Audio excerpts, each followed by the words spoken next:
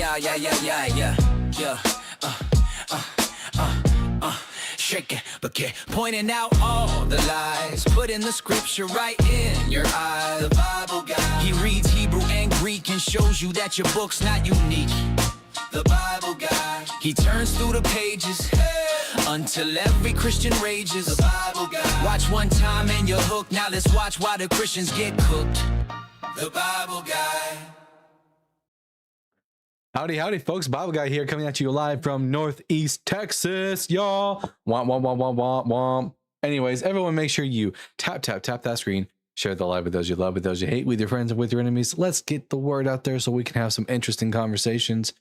I'm your host, Dalton the Bible Guy, resident atheist Bible expert. Hopefully we'll get some Christians come in today and we can talk about the topics on hand. The Bible is bullshit. Christianity is false and Jesus is dead. So everyone make sure you tap that screen. Tap the screen like Jonathan wanted to tap King David. Tap the screen like the Romans nailed those pegs into Jesus. And we can get up to like 10K likes. Maybe we'll get some opposition in here. You know what I'm saying? El Bible Guy. Yep, that's me. 100%. Hello to Godless Rob, Velvet Worm, Ichtheist, Arcana, Jay Lennox. And who else we have over here? We got over here Evan P. Howdy partner, Slug Racer, Empress Lizard, and all of you wonderful, lovely people. The Purple Owl. Hoot hoot. How's everyone doing today? We had a pretty fun time last night on Bible Guy After Dark. We even had a few debates happen, which I will be posting to the YouTube later. And for anyone who doesn't know, Bible Guy After Dark is basically, you know, the Bible Guy show, but not on YouTube. It's just on TikTok, and we listen to music, we watch videos, sometimes we have debates, we just have a good time. Sometimes I'll even draw a picture.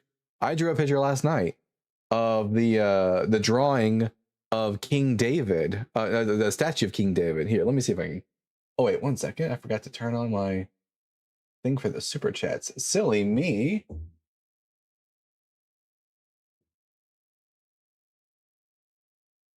Here, just add that over here. Lovely. Lovely, lovely, lovely. Sorry, guys, I can't do it. If I could, I would.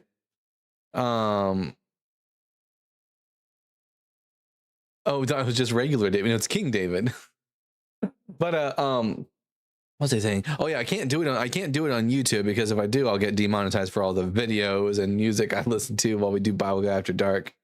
But let's take a look. Where did I put that picture so I could show you guys? What's the open image, a new tab? Here we go.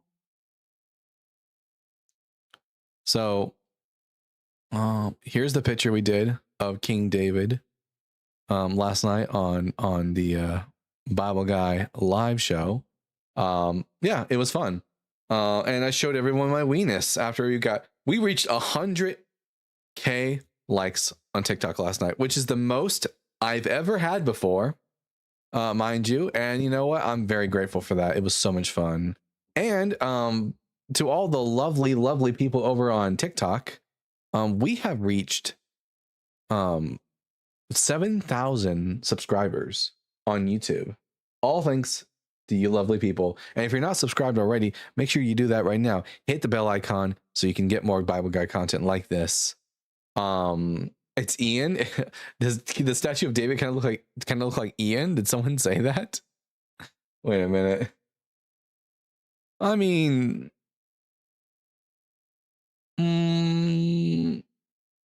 what do you guys think about that? I don't know how I feel about that. Does it? I don't think it looks like Ian. Nah.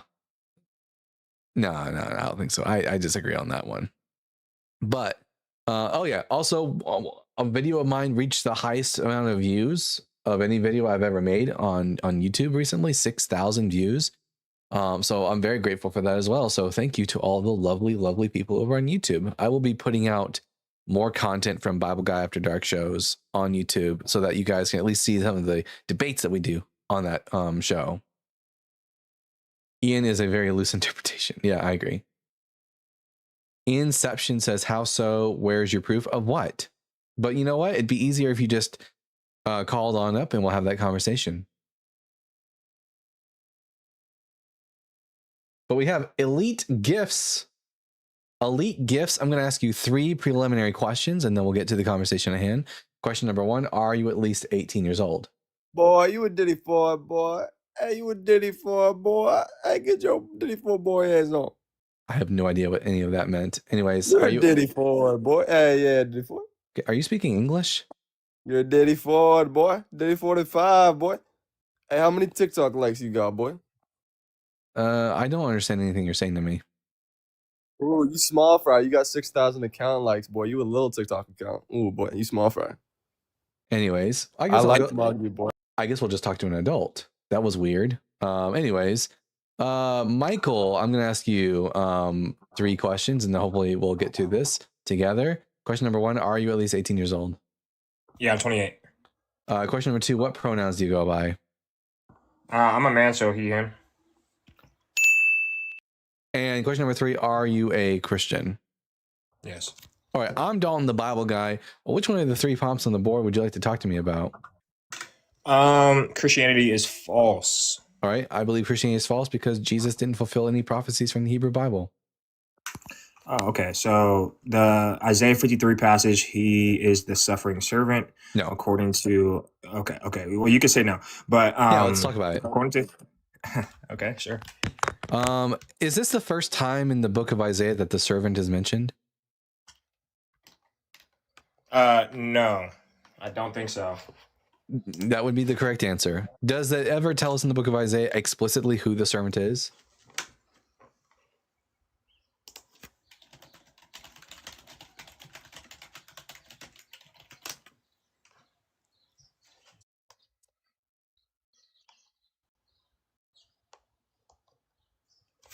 Hello? Hello. Does it ever tell us explicitly who the servant is? In Isaiah 53, it says, well, it says it's going to be Christ and it's going to be the Lord. Whoa. Where does it say? Okay. Where does it say it's going to be the Christ? Where does it say it is that my servant is the Christ? So in Isaiah 53, it's talking specifically about the Redeemer. So it's talking about the Lord of hosts and his Redeemer. Where does it use the word Christ? In Isaiah 53 or in anywhere in Isaiah?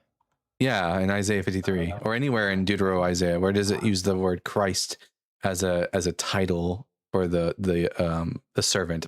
Does it ever say, "But you, Christ, are my servant"? Yeah, so verse 11 in Isaiah 53, after he has suffered. Okay, let's take a look. I'll pull it up. Isaiah 53, verse 11. We're going to be looking for the word Christ. Let's see. Out of his anguish he shall see.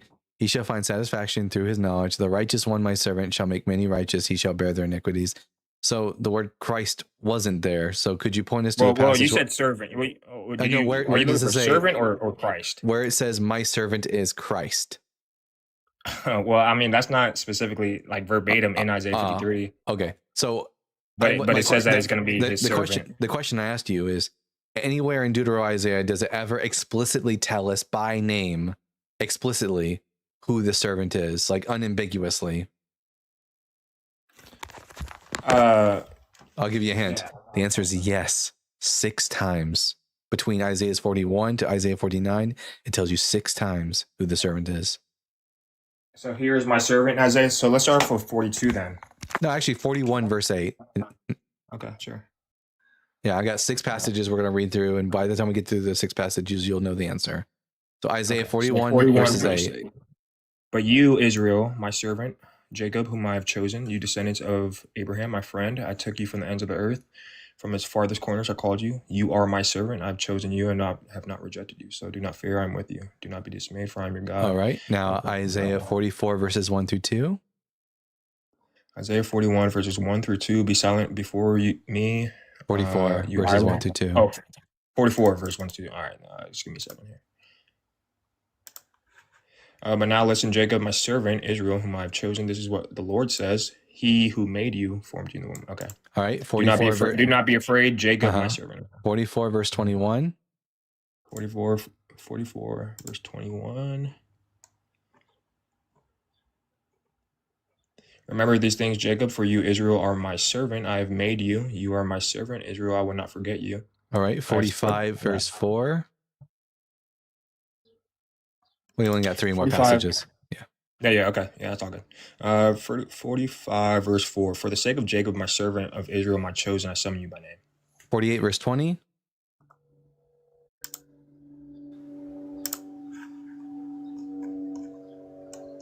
Leave Babylon, flee from Babylon, flee from the Babylonians, announce this with shouts of joy and proclaim it. Send it out to the ends of the earth. Say the Lord has redeemed his servant Jacob. All right, This and they did not thirst. Okay, yeah. And 49 verse 3. Okay, 49 verse 3. He said to me, you are my servant Israel. He said to me, you are my servant Israel, in whom I will display my splendor. All right. So once I get to Isaiah 52 verse 13, which is the beginning of the sufferant servant passage, and I read, see, my servant shall prosper. He shall be highly exalted and lifted up and shall be very high. Based on the context, who should I think the servant is? What did you say again? I'm sorry. I was still stuck on Isaiah 49 verse 5 because it says in Isaiah 45 and Isaiah 49 verse 5 it says this, and now the Lord says, he who formed me in the womb to be his servant, to bring Jacob back to him. Yeah, I'll explain that in a second, but just we'll get to that in a second. That's easily explained. Yeah, sure. Now, if I've read all these passages up to this point, and the servant is Israel, the servant is Israel, the servant is Israel. Once I get to Isaiah 52 verse 13, it says, see, my servant shall prosper. Who should I think the servant is based on the context? Well, based off the previous readings, which is why you took me to Isaiah 49, that verse 5 passage, because you tended to say that the suffering servant was Jacob. That's what you were alluding to, or Israel, right? Yes, but specifically, in verse 5, specifically the righteous remnant of Israel. And in this passage, it's the prophet who's writing the section. Am I lagging on your end, host? No, not on my end. Okay. Now, when we now, if you talk about Isaiah 49 verse 1, do you know what a first person pronoun? 49. Listen to me, you islands. Yeah. Do you know what a first person pronoun is and how it functions? Yeah, like he, him. No, that's a third person pronoun. He. First person pronoun, in other words, like me, my, I, and you know how those those function in the sense to identify who? The speaker, right? The speaker. So when the prophet who's writing Isaiah 49 or speaking Isaiah 49 probably has a scribe writing for him, the prophet says, listen to me, O coastlands. Pay attention, you peoples from afar. The Lord called me before I was born. If I came up on a soapbox and started proclaiming this, who would you think I'm talking about?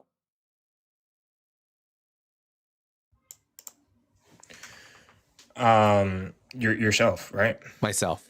And the prophet in question would be a member of the nation of Israel, right? Of course. He would be, in fact, are you familiar with the righteous remnant theology in the Old Testament and New Testament? How a righteous remnant will be saved. Not all of Israel will be saved, but a righteous remnant will be saved. Yeah, and there's always a remnant within the nation of Israel that remained faithful to God, right? Yes. Yeah, so the prophet's a member of that righteous remnant. And what's the job of a prophet? To relay the words of God. Yeah, to draw back the people of God back to him, right? Yeah. So the prophet, the reason it says, and now the Lord says, who formed me, the prophet, in the womb to be a servant, to bring back Jacob to him, because that's the job of the prophet, is to preach to the lost sheep of Israel, bring them back, and that Israel might be gathered to him. For I am honored in the sight of the Lord, and my God has become my strength. He says, no, now this is God speaking to the prophet. It is too light a thing that you should be my servant to raise up the tribes of Jacob and to restore the survivors of Israel. I will give you as a light to the nations, that my salvation may reach the ends of the earth.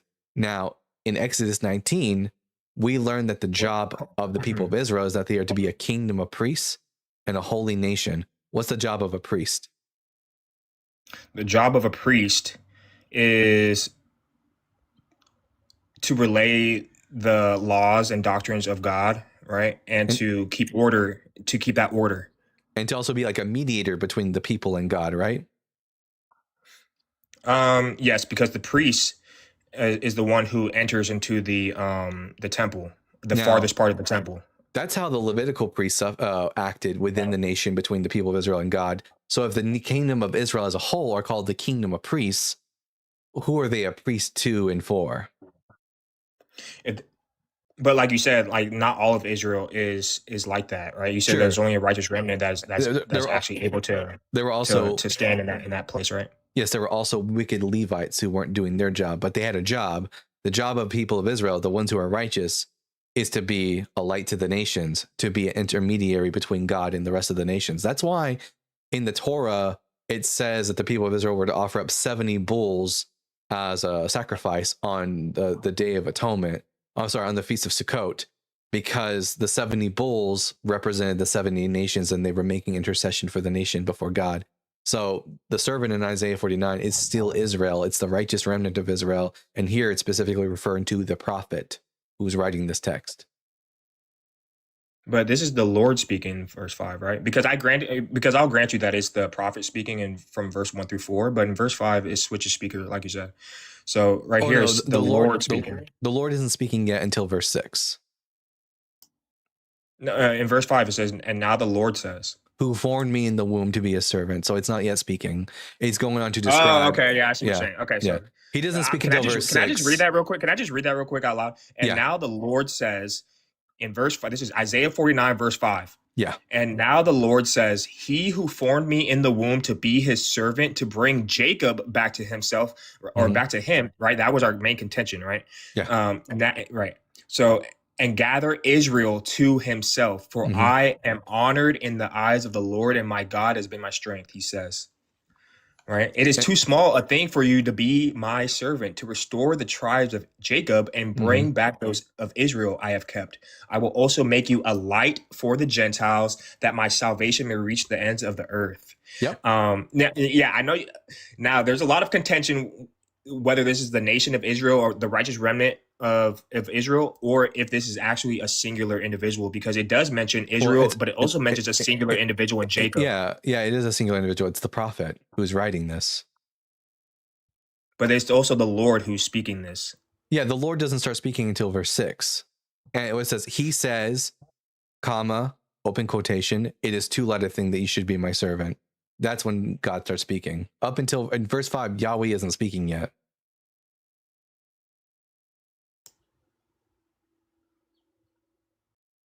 See what here? Let me show you on my. Man. You got If you could show me that, because I'm here, but I see where the quotations start in verse 5, or in verse 6. Yeah, exactly. It's not until verse. It's not until verse 6 that Yahweh starts speaking. But my contention was that the Lord is actually speaking throughout verse 5. But you have, but you're saying that he's actually verbatim speaking in verse 6. He's not speaking yet. The prophet says, and now the Lord says, comma, who formed. Now he's going on to describe the Lord, and it's not until verse 6 he says, and then he starts quoting Yahweh. So is Jacob bringing Jacob back to himself, or is Israel bringing Israel back to himself? Yes, that is the righteous remnant. Their job is to call back the wicked Israel back to God. But in Isaiah 53, it says that these people are in need of a redeemer. So how can this righteous remnant be redeeming himself if they are also in need of a redeemer the righteous in Israel are suffering because of the wickedness of the rest of Israel and the rest of the nations, and their suffering leads to the atonement of the rest of the people. So you think this is an atonement for all of Israel, or just the righteous remnant? Not just Israel, but the whole nations in Isaiah 53. Because it's at first the beginning of the Isaiah 53, it's the kings of the nations that are speaking. It's them who are saying, who has believed what we have heard, and to whom has the arm of Yahweh been revealed. But in verse 8 specifically, it's what's interesting in the original Hebrew. You don't see this in the English all that well, but in the Hebrew, the suffering servant is referred to in the plural as a them. Okay. It says in the last 4 words of Isaiah 53 verse 8, Mi pesha ami nega lamo, which means because of the transgressions of my people, they were afflicted. But your translation might say something like he was afflicted, but the Hebrew word there is lamo, which means to them. Right. In Isaiah 43, in Isaiah 53, verse 8? 8, yeah. Yeah. By the oppression and judgment he was taken away, yet who of his generation protested? For he, the singular, right? Uh-huh. So for he was cut off from the land of the living. For the Uh-huh. transgression of my people he was punished. Yeah, but the thing Right. is, it doesn't say he was punished in the original Hebrew. When we look at the Oh, wow. Hebrew, it says, Okay. here, I highlighted on the screen for you. These are the 4 words in question. Mi pesha. So mi Mhm. pesha has the word pesha, which means transgression, and mi is because. Mi pesha, because of the transgressions, ami, of my people. Nega, which is affliction or suffering, and then it uses the word lamo. Lamo means inflected personal pronoun meaning to them poetically. For example, in your Bible, read Psalm 2:4.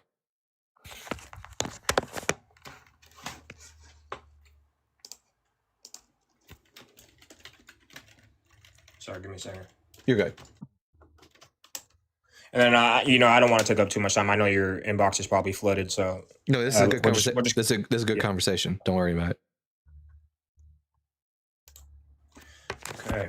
All right. This is Psalm 2:4, right? Yeah. Okay. Let me pull up because I like the KJV. I'm not gonna lie. Psalm 2:4. He that sitteth in the heavens shall laugh. The Lord shall have them in derision. Now the word for them there in the Hebrew, the phrase is Yoshev b'shemayim yitzchak, Adonai yilag lamo, and the word, and so Yoshev, he who sits, b'shemayim, in the heavens, yitzchak, laughs, Adonai, the Lord, yilag, to deride or mock, lamo, them. The word lamo is there again. Is that the same? Is that the same word in Isaiah 53 for him, or Exactly the same exact word, lamo, lamed mem vav. okay? I'll do some more research on that. Thank you for pointing that out. Okay, because yes, that is a giant. That is something to point out in this, because for me, if I'm reading this as an English speaker, which is why I'm going to go straight to the interlinear after I get done with this. This is in the singular. So right when it says in verse 10, yeah, it was the Lord's will to crush him in the singular and to cause him to suffer. Yeah. Another problem, though, is that interlinear Bibles aren't really going to help you much, because what interlinear Bibles do is they don't really tell you what the Hebrew means. What they do is they pick a translation. So let's say, for example, they pick the KJV. What they're going to do is they're going to put the Hebrew, and then they're going to put the equivalent English word that's in the King James Version next to the Hebrew, which isn't really going to tell you what the Hebrew means. Your best bet for understanding, if you do use interlinear and you see that Hebrew word, I would suggest finding a dictionary, a Hebrew dictionary, and you can find one, for example, on, you see the website I have up right now, it's called Sepharia. And what you can do is if you click on the Hebrew word, you can bring up all these different sources, including the Klein's Hebrew dictionary, which can show you what lamo means. So you think that they're deriving this from an actual, from a later translation, not from the actual Greek, or not from the actual Hebrew? Because in the actual Hebrew, like for the word heaven, right? In Genesis 1, it says heaven Shemayim. in the KJV, but in the Hebrew, it actually means heavens, and so so the translation in the KJV is just an interpretation of the original. Well, you can Hebrew. say heavens or heaven. Shemayim is what's called a concretized abstract. Mm-hmm. I mean, an abstract plural. It can be used to describe like a singular object. It's Hebrew grammar rules and stuff like that. But that's not really a problem. Now, Shemayim. Yeah, Shemayim. Now, there's another problem with Isaiah 53 being about Jesus, and I'm gonna present you a question first. To test something out, and then I'll show you the problem. Show me the difference between these two sentences. He went to the store versus he shall go to the store. One is something that he already did, and one is something that he has yet to do. Correct. Now, I want you to read Isaiah 53 verse 5, and I want you to tell me what tenses we see in the verse. Sure. This is Isaiah 53 verse 5. But he was pierced for our transgressions. He was crushed for our iniquities. Right? The punishment that brought us peace was on him, and by his wounds we are healed. All right. So what tenses are being used to describe the suffering of the servant? Present. Past. He was wounded. Oh, he was pierced for our transgression. Yeah, I see. Yeah. He was crushed. Yeah. Yeah. Those are Okay. past tense. That tells me that from the perspective of the author, and this author of this section of Isaiah is writing at the time of the end of the Babylonian exile, is describing a suffering of the servant that has already occurred. The part that hasn't yet occurred is the exaltation of the servant, which is why it says in Isaiah 52 verse 13, my servant shall be exalted. So from their perspective, the suffering servant has already suffered and they are yet to be exalted.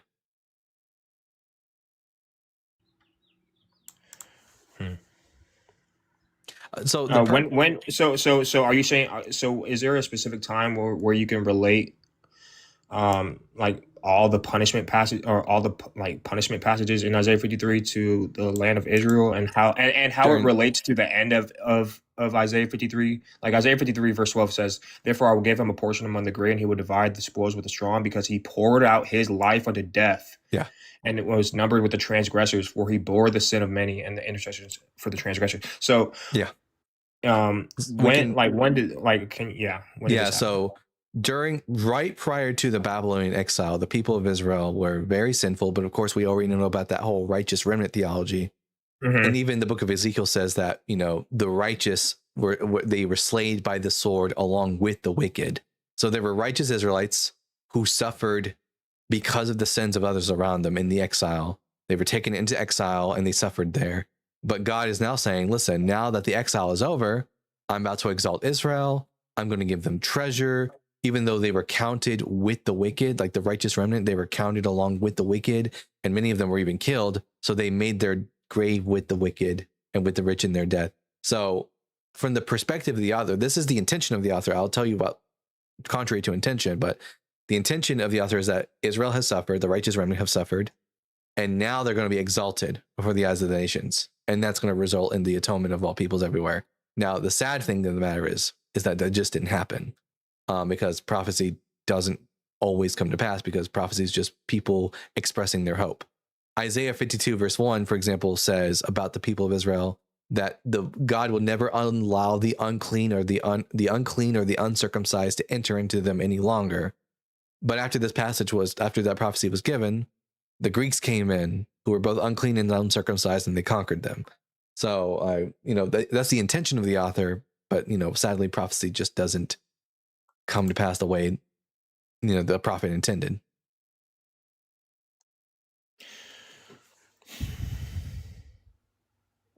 For what do you think of Isaiah 52 verse 3? For this is what the Lord says, you were sold for nothing, and without money you will be redeemed. Yeah, they were sold for nothing. Like the righteous remnant, what did they do to deserve the punishment? Nothing. They didn't do anything wrong. Well. Look at what happens with the righteous remnant and like Aaron and the group of Levites in the Exodus where Aaron created the bull and some of the Israelites were slain. Mm-hmm. And as a result, the righteous people of that generation suffered because of the wickedness of the ones who did worship the golden calf, and they never got to enter the Holy Land. They wandered for 40 years and they died off in the wilderness. They suffered. But does it say that the Levites in those passages? I'll do some more research on this, but does it say that the Levites did or did not worship the calf along with the rest of Israel? I know that the Levites did when Moses came down, that they did join sides with Moses. I know that for sure, but that was afterwards. And so is there anywhere where there were three people though who didn't engage, as far as I can tell from the text? Moses, Joshua, and Caleb did not participate in the worship of the golden calf.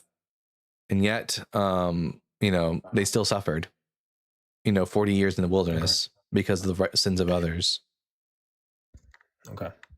Host, thank you so much for being so kind and allowing me to come up here and talk with you, man. Thank you. Appreciate it. It's a good compliment. Yeah, you too, Michael. I'll give you a follow too, man. Yeah. Thank you. You have a good day. Thank you too. Now, note it to all the Christian interlocutors that I've had a conversation with before. Notice that I did not once in that entire conversation have to mute Michael. because Michael was a good interlocutor. We had a back and forth. It was respectful. It was great. I live for those conversations. Let's get more of those conversations.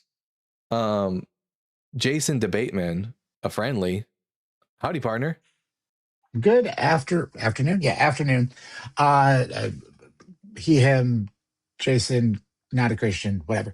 I just did you watch any of this is gonna be a weird thing to say, but did you watch any of Justin's live yesterday afternoon and last night? No, I didn't. Why? What happened? Okay, so he had a gentleman on there who claimed to be a pastor, and he was looking for information about this gentleman. Obviously, Justin's DMs are flooded because he's such a big creator. But I actually found the guy's personal TikTok or personal YouTube, not YouTube, personal Facebook and TikTok pages, and I sent them to him in a direct message on Discord. So I was wondering if you could relay that Hooked has been identified. Like I got all of his, like I got his Justin, wife, his former job. Justin was looking for this person. Yeah, he came on. He called himself a pastor. Said he was dropping a bunch of slurs, and like I said, I know that Justin's DMs are super flooded, but he was asking for this information, and it's hard to here. Let me see when he does that. I'm going to text him directly. What do you want me to tell him exactly? Just tell him to check his Discord direct message from Jason Debateman, and it's got all of Hooked, HOOKED, Jason personal information. Asked me to tell you to check your DMs. They have info on that hooked pastor fellow. Yes. All right. There you go. He'll see it pretty soon, I'm sure. I appreciate that. Yeah, like I know it's hard to get a hold of him just because he's so busy and so popular, but he had asked for this information, and it's hard to get it to him. One of the benefits of being his official editor, I get to talk to him a bit more directly. I'm not going to lie to you, Dalton. That's why I came up. I'm like, if there's anybody that can get a direct message to him that he'll see, it'll be Dalton. So absolutely. I appreciate you. I appreciate your show, and have a good evening. Absolutely. Have a good day, bud.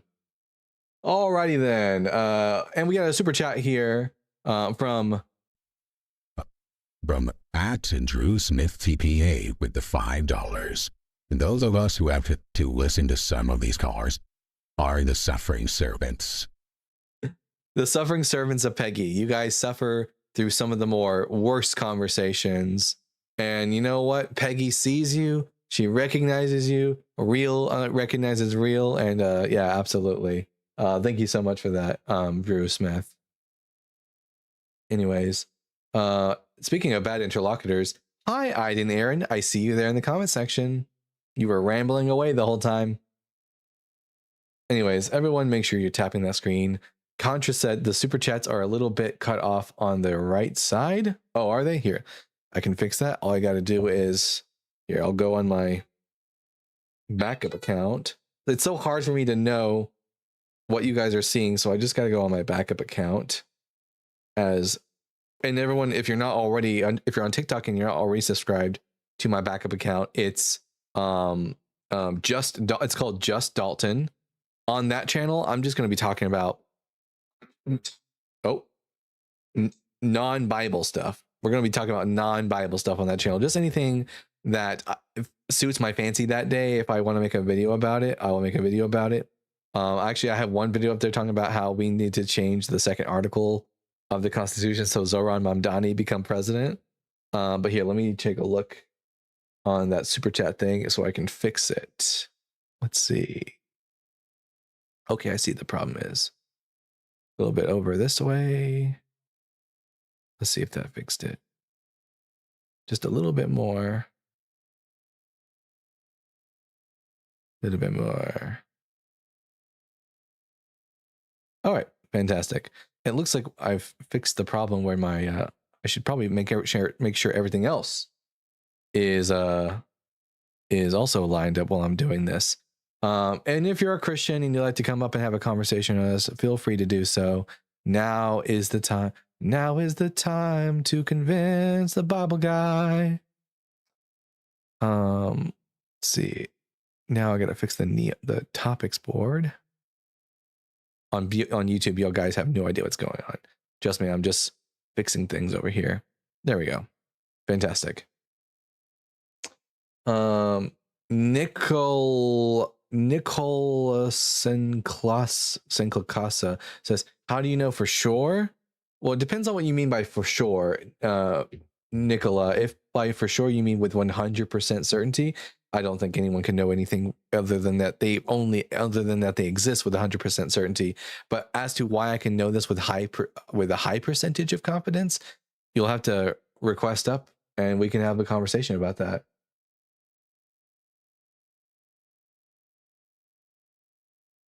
I was just on Cam's live. Everyone who doesn't know who Cam is, you should by now. She's a star in this channel, Aragorn lover. I was on Cam's live earlier today, and she had two young ladies call in to tell her that them watching Cam's lives helped them to deconstruct. One was religious and deconstructed altogether, and one was questioning and deconstructed. And now one of them is actually even live right now. Which is fantastic, doing the atheist debates. So, Cam Wise is a rising star, and she was beaming. It was great. Cam Wise, big content creator, saving Middle Earth one deconstruction at a time.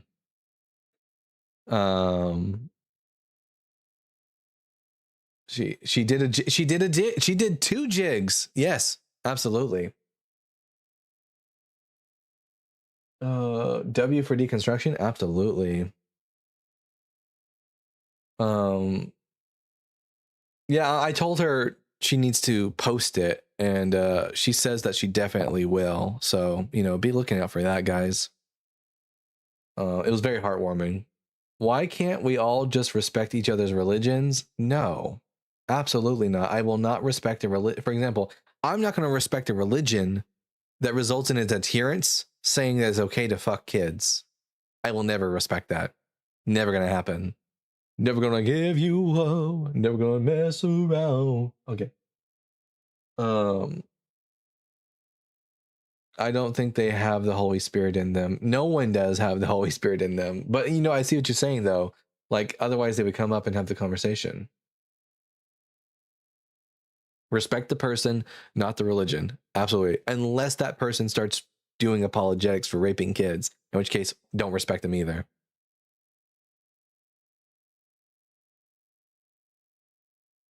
What I need to do is I need to find, because I need to find some like non-copyrighted jazz music or something that we can play in the background in these in between moments. I'll get to work on that this evening after the show is over. I'm going to find some non-copyright jazz music that we can play while we're waiting for guests and stuff like that.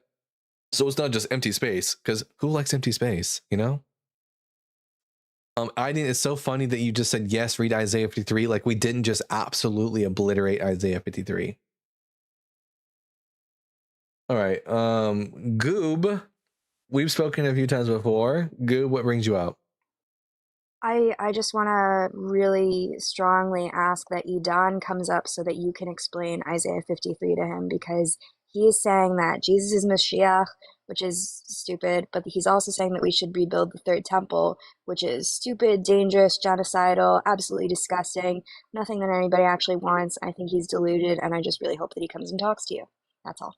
Oh yeah, I've had Iden up here a few times. They are a very bad interlocutor.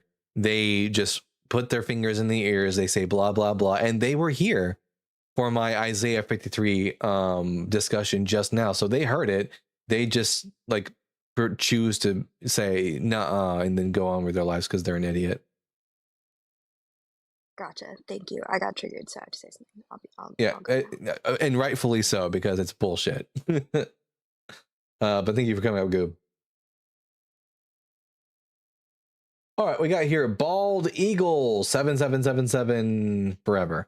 Bald Eagle, I'm going to ask you 3 preliminary questions, and then we'll get to the conversation at hand. Question number 1, are you at least 18 years old? Yes. All right, and question number 2, what pronouns do you go by? I'm a male. Ooh, sorry, male is not a pronoun in the English language. So try again. I'm not here to discuss that kind of thing. Sorry, that also wasn't you telling me what your pronouns are. You don't get to we don't get to the conversation part until you get through the first 3 questions. So what pronouns do you go by? I don't even know what that means. Ah, okay. Pronouns are words that replace nouns in sentences in order to avoid repetition. Words like he and him, she and her, they and them. These are pronouns in the English language, third person pronouns. Which one of these do you go by? I'm a he. All right, fantastic.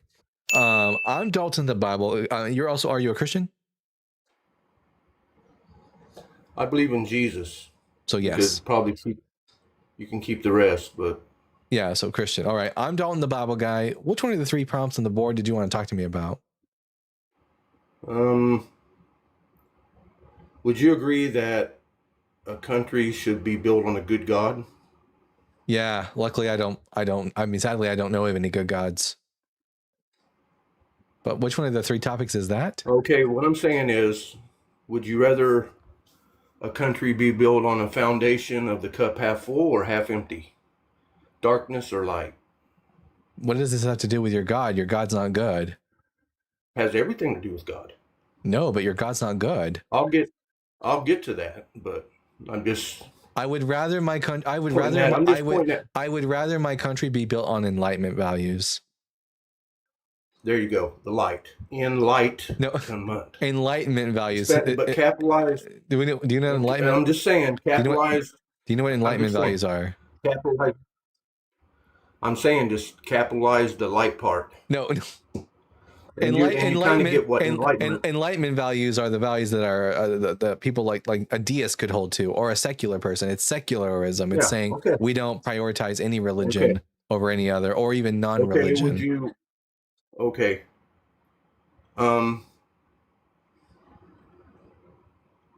Okay, now imagine that you have like the Bible that's been printed 1,000,000 times over and over and over and over and over again, and words have been left out.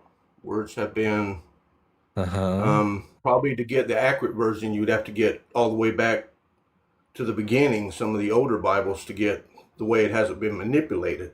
Well, that's. But would you say that? By the way, the reason a lot of modern day Bibles take verses out is because the original manuscripts don't contain those verses. Okay, now I understand all that.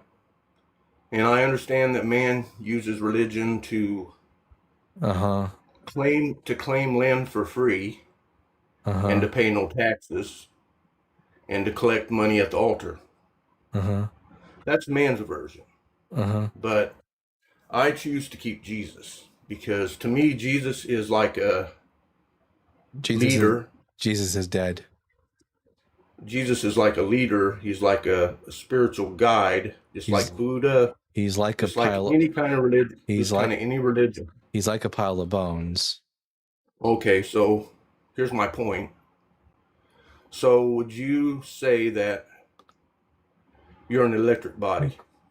I'm a body made of nitrogen, carbon, helium, all kinds of different elements.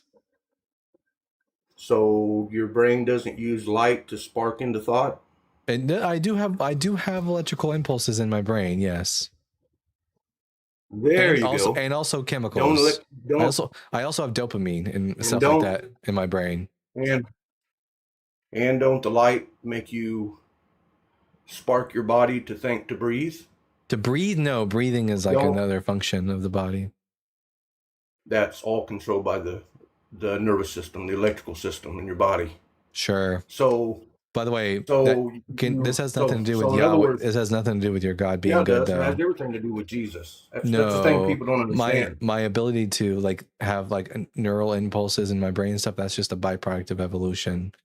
But that's not one of the 3 topics on the board. I keep trying to get you on topic. Yeah, but I'm getting to the Bible. I just don't want your left. Let the right talk every now and then. I see. You want to talk about how the Bible I understand what all this is really about. What shape is the earth? But I just want to have a normal conversation with the person that doesn't interrupt me rudely, and just has a normal conversation here. That's all I want. Okay, I don't want to be interrupted. I just want to see if I can make you see something here. Okay, so what I'm getting at is, okay, so now your body is basically ran by an electrical system. And that electrical system triggers everything that's going on in your body. True? Yeah, sure. Okay, so now the light, when it comes into your eyes, it creates reality that you see every day, correct? It doesn't create reality. Reality is already there. Okay, if the lights were gone, you wouldn't be able to see. So in other words, I wouldn't be able to see, but the reality would still be there. I just wouldn't be able to, like, blind people still live in reality, even though they don't see it. The reality still, the universe still exists, irregardless of whether or not a person's capable of seeing it with their eyes. And what I'm saying is that if you have to have the sunlight to survive. So in other words, when the light comes into your eyes, your pineal gland stores it as melatonin, and the melatonin makes you go to sleep and makes you unconscious. When the serotonin is created from the sunlight, it makes you awaken in the morning. Dude, can you land the plane? Get us to how this means that Jesus is God or whatever, or real. So the sunlight basically activates you to wake up, go to sleep. It activates you to think. It activates your immune system. Land the plane. So, in other words, I'm just saying that if you took the sun away, everything would perish. Yep. So what? Even you. Yeah. Because one day the sun will perish. So the fuck sun will what? turn into a red giant. Yes. It will explode and it will consume. And how does this mean that your so God now is? What I'm getting to. How does this mean your God is good? What I'm getting to. So what I'm getting to is if you took the sun away, the trees would die. We all couldn't breathe, and we would perish. Okay. He wasn't getting anywhere. I got bored. Anyways, Jesus fucking Christ. When I say land the plane, that doesn't mean keep fucking going. Jesus Christ. That was riveting. Anyways. At Solofet, with the $2, you can have AI make you jingle or a song for you. Yeah, maybe. If I can find real music, though, online that's non-copyright, I will prefer to take that. We'll see. Pilot license revoked, yeah. All right, we're going to talk to humility. Humility, we're going to ask you 3 questions, and then we'll get to the conversation. Question number 1, are you at least 18 years old?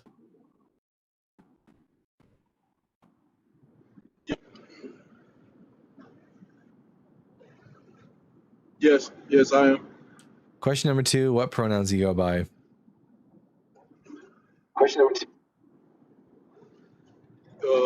He, him, I, myself, himself. And question number 3, are you a Christian? Yes. All right, I'm Dalton the Bible Guy. Which one of the 3 points on the board would you like to discuss with me? The Bible is BS.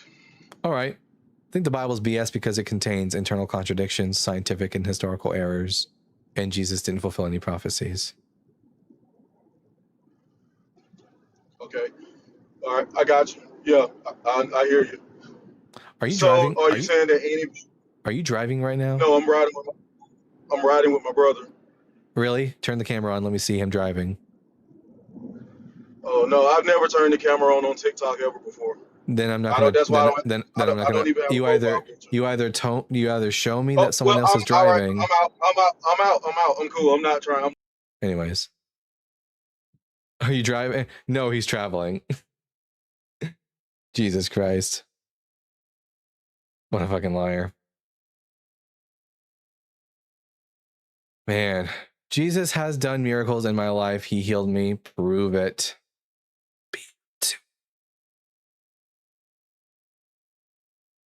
Let's see. Sovereign citizen, woohoo. Guys, if there's anyone out there that I feel the most He's going to hell now for lying. Yeah. If there's anyone out there that I feel like the most like amount of sympathy for, that I feel like the closest to, it's judges in a court that have to talk to sovereign citizens. The way that the sovereign citizens attempt to bullshit their way through a conversation is exactly, and the way that the judge like just doesn't give a flying fuck. I was like, dude, I get you. It's the same exact situation that we're in. Oh yeah, to JL City's point, at Bible study with the Hando, he healed you, but ignores sexually assaulted and dying kids begging for him. Good for you. Yeah. I love the videos so much. Yeah, they're so funny.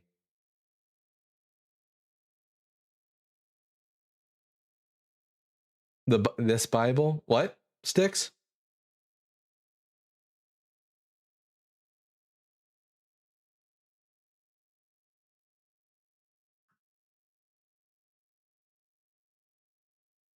He was only representing the person that was holding the phone. We had someone up for a second, and then they disappeared.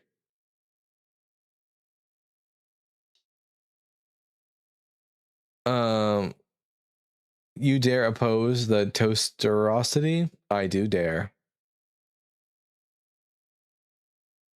Let's see. Are we still having fun? Hey, are we still here having fun? We are, Velvet. And don't forget, everyone, that after the show today, later on tonight, we will be doing Bible Guy After Dark. Atheists don't care about dying babies. That's why atheists are always trying to grope children. Dark Winter Soldier, I think you're mistaking atheists for Catholic priests. We care about dying kids. Your ilk don't. The 300,000 marriages in America, Christian, under the child marriages. Yeah, exactly. What a fucking bonkers statement. Yes, atheists are all LGBTQ. Even the straight ones, even the cis het atheists are LGBTQ. I mean, we're all allies of the LGBTQ, but that's not a bad thing. Be baptized in Jesus Christ. That's a good thing, buddy. Or mostly Protestant youth pastors be raping them kids too. All right. McKevido, we're going to ask you 3 questions and then we'll get to the conversation. Question number 1, are you at least 18 years old? Yeah. Question number 2, what pronouns do you go by? He, him. And question number 3, are you a Christian? Yes, sir. That's why I'm up here. All right, I'm Dalton the Bible Guy. Which one of the 3 prompts on the board would you like to discuss with me? Christianity is false. All right, Christianity is false because Jesus didn't fulfill any prophecies from the Old Testament, and he can't be the Messiah. Why is that? Because in order to be the Messiah, you had to fulfill Messianic prophecy. I guess his mom said, "Hey, get the fuck off of that app." Man alive. All right. I guess that was nothing. That was a big nothing burger. Let's see. Upside Down Kingdom, no one gives a flying fuck about your opinions on politics. And don't you dare start. Oh, now you're spamming. You know, we have a rule against spamming. Anyways. But yeah, Upside Down Kingdom, no one gives a flying fuck about your political opinions.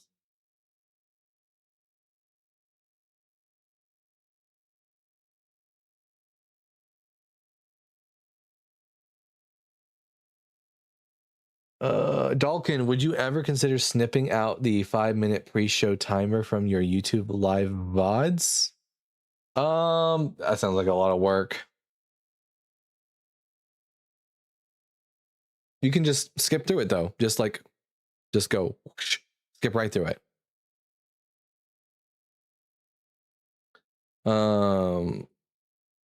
I've got too much to do to do that. I think if you don't, if anyone wants to, you can just skip 5 minutes ahead in the video. My toaster makes the best toast though. Nice. Pretty sure that spammer is the same guy using different counts.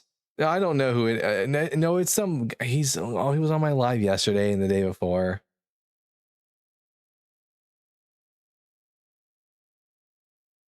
Hello, Sinead. Hello, Eddie. Will Duncan do a jig today? If I find something jig worthy, sure. Look, guys, if we get a wild cam appearance up here, I'll do a jig. There you go. Atheists don't know the basics to life. I'm probably like, yeah. I mean, yeah, I do know the basics to life. Okay, so here, let me show you that I know. Be baptized in Christ. So guy have pee, woman have hoo ha, and pee go in hoo ha, and then man plant seed in woman womb, and thus baby become born. So yeah, I know the basics to life.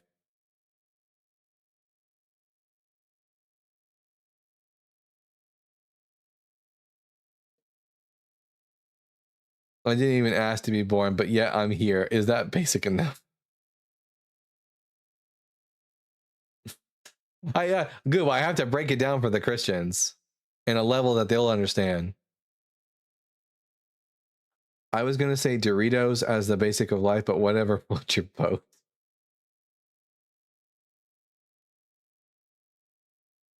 Why are Christians into human sacrifice? That's a good question.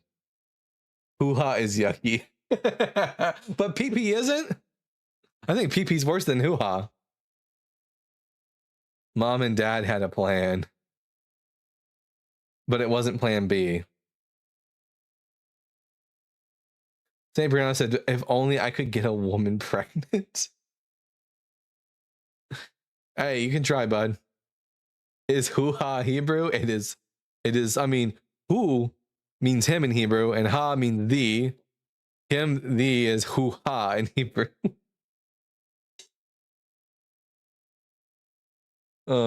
Dalton should do an entire show giving explanations like a Sims character. Oh, in Simlish? Gabadee-dee-boo, babadee-doo-boo. I can't do that. There were some people who were really good at faking the Simlish. If you went back to ancient times and there was a sacrifice event, would you attend out of curiosity? Probably not. It would probably it would probably sicken me. I'd probably get pissed off by watching them kill a baby. Who Haya Ove. Yeah, he who will be. Who Haya who Hove vi Uyiheye. It might be an adult. I'd still probably wouldn't like it. I don't like watching people get killed. By the way, it's not Yeshua, it's Yahuwah. That's what the BHI guys say. Yahuwah. Yah. Ooh. Ah. Good God.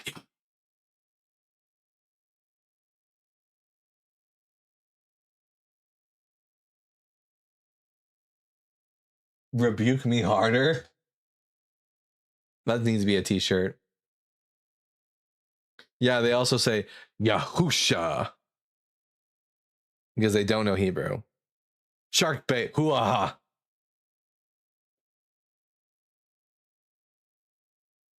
And Jesus Joseph's son. Jesus Joseph's son.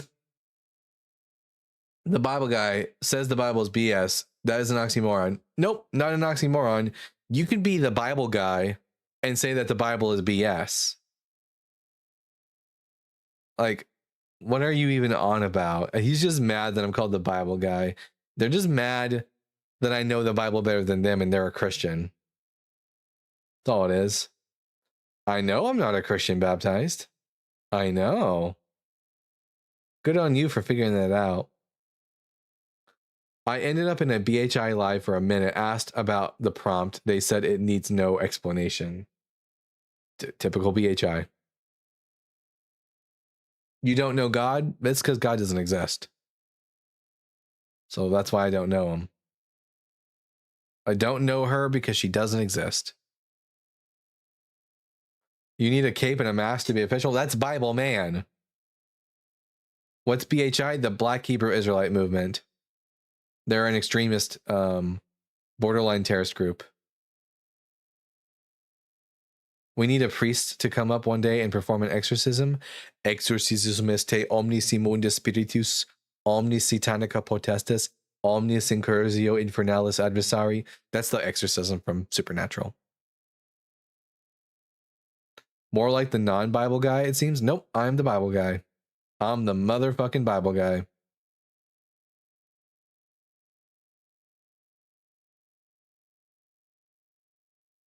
Sam and Dean exorcism, yeah.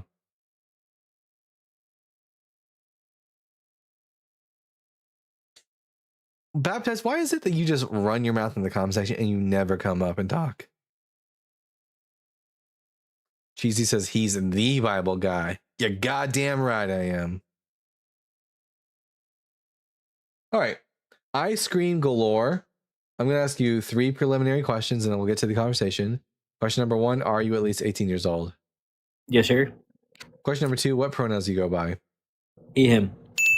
And question number 3, are you a Christian? Yes. All right, I'm Dalton, the Bible guy. Which one of the 3 prompts on the board would you like to talk about? All 3. Pick one. Christianity is false. All right, Christianity is false because Jesus is not the Messiah, and we know he's not the Messiah because he didn't fulfill any prophecies about the Messiah from the Hebrew Bible. I would like to give you a reason to believe. If you believe that, are you saying that God is not real? Yeah, as far as I know, I've never been given any evidence of God. So I'm going to give you, not evidence, but I'm going to give you a reason to believe. All right, let's hear it. Let's say that we're inside this house and I tell you, hey, you know what? There's a good chance it might rain outside. I'm gonna get an umbrella, but just give you a heads up. I got 2 of them. I'm gonna give you one. I would highly recommend that you take it just in case. And you tell me, no, I don't believe in rain. I'm good. Yeah, I'm fine. But when we close the door, there is no coming back. We can't just go back inside of the house and then get an umbrella. So do you take the umbrella and be on the safe side, or do you say like, no, rain doesn't exist and I'll be fine? Let's say you take the umbrella and I don't, and then it's actually raining fire outside, and we're just both fucked then, right? See, the problem, what you're doing here is you're masking what's called Pascal's wager. And you're presenting it as if there's only 2 options. Either Christianity is true or atheism is true. But that's not accurate. That's not a true dichotomy. It could be that atheism is true, that there is no God. Or it could be that Christianity is true, or Islam is true, Judaism is true, Hinduism is true, Greek mythology, Norse mythology, Egyptian mythology, etc., etc. You are just as likely to be wrong as I am. Pascal's people keep pointing at Pascal's wager. I'm just trying to prove a point to you that it's better to be, it's better to believe in something rather than nothing, in my opinion. I think it's sad, too. I believe in lots of things, just things that have good evidence for them. Such as? Such as, like, gravity. You don't see gravity, though. No, but we experience it all the time. Objectively, everyone does. We can measure it, 9.8 meters per second squared. All right, I got another one. Let's say that we're walking into a house, and I'm telling you there might be a dog inside of this house who's going to bite us, but there's 2 cookies that I got. I'm going to give you one of these cookies just in case. I don't know if he's there 100%. I can't tell you, but it's better to be safe than sorry. It turns out that it's actually a lion and it doesn't like cookies. Now we're both fucked. It's a dog. No, I'm saying that there might be a dog because there's a dog that lives in there, but maybe he might be grocery shopping or something. And there might be a lion. Again, this is just... So do you take the... You're just doing Pascal's wager again. No, all right, just forget about Pascal's wager. Just forget about everything. I can't forget it because I can't forget it because you're presenting it to me right now. Focus on only the dog and anything else. Pretend that we're not talking... Just forget about Pascal's wager. Forget about Jesus for a moment.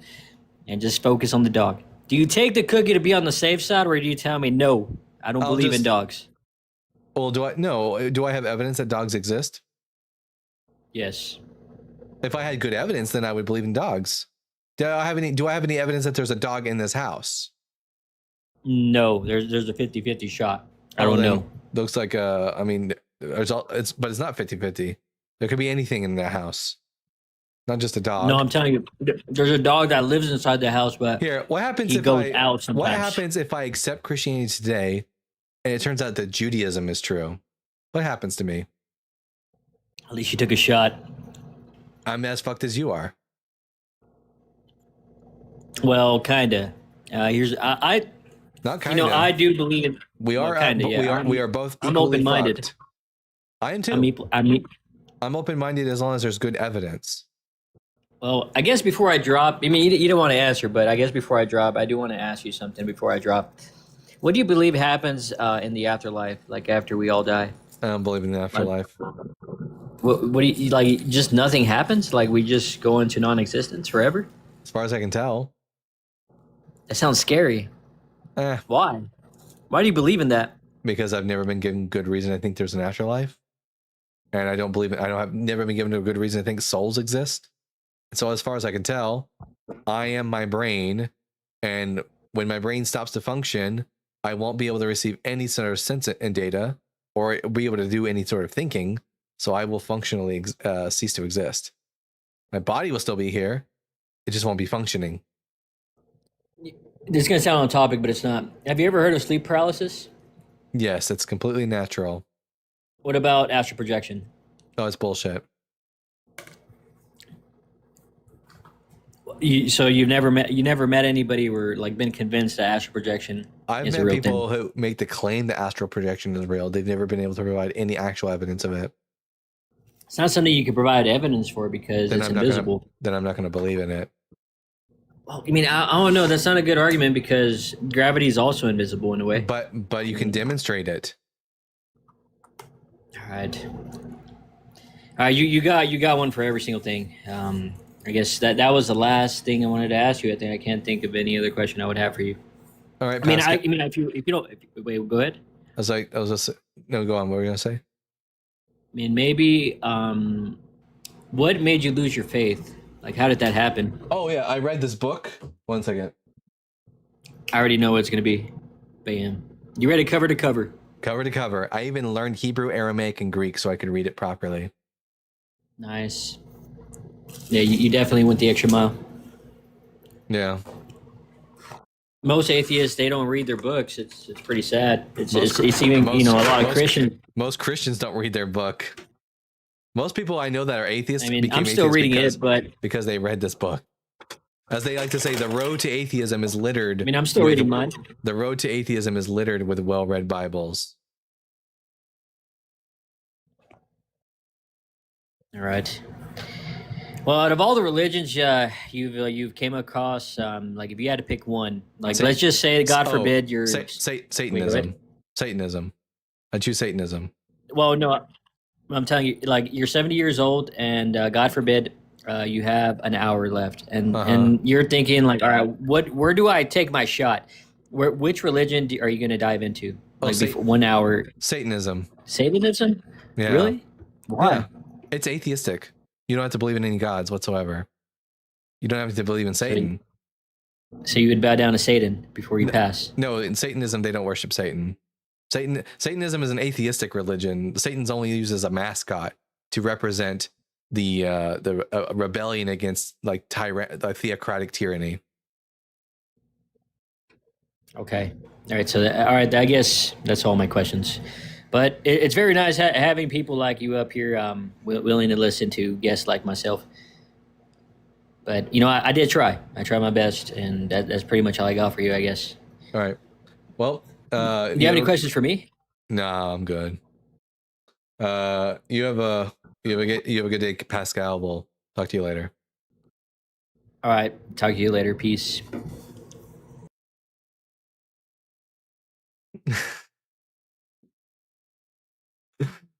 Man.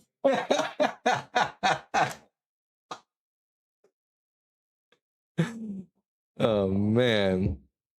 Anyways. Okay. Does anyone else want to come up and talk to me?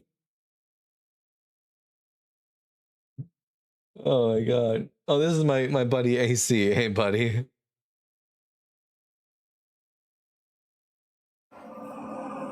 Dalton. Hey, bud.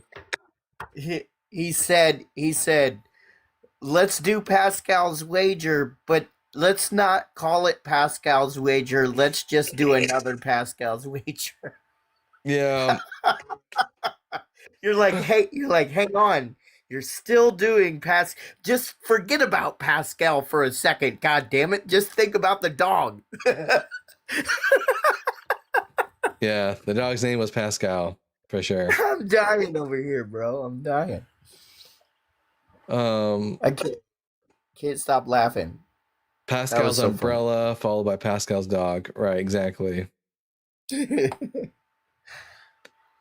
So but you hey, I mean, yeah. If we didn't know this philosophical jargon and understand that that's what we're doing when we say we should just believe in a God just in case, that probably would have worked before the Enlightenment. I would agree. But after the Enlightenment, once we were like, oh shit, there are no gods, we're just replacing what we don't understand with a god. Once that happened, Pascal's wager was off the table. Yeah. Because then everybody's wrong.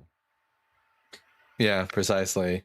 Dark Winter Soldier, you can say, oh boy, and roll your eyes, but like, that's not a rebuttal, bud. But I've been listening for you've had a couple good guests so far. I'm really appreciating the conversation. It's been nice. Yeah, it's been actually a very good day, all things considered. So yeah, by the way, everyone, I'm going to be posting more videos tonight and tomorrow probably from last night's live that wasn't on YouTube. So if you're on YouTube right now and you want to see some of the content from the Bible Guy After Dark but you didn't catch it, we'll be showing it later. I used Pascal's wager on my way out. Exactly. Yeah. But AC, hey bud, thanks for coming up. Man, I'm still going to be in the comments listening because I enjoy listening to your live. But I appreciate you, Dalton. Keep it up. You too, bud. Someone just tagged me in something. What was that? Let's take a look. From Simeon Urchin at Dalton the Bible Guy. My favorite response to question, what do you think happens after you die, is people remember you probably. That is a nice response. Who did I hear on TV said that? I remember watching someone on TV who made that remark. Damn.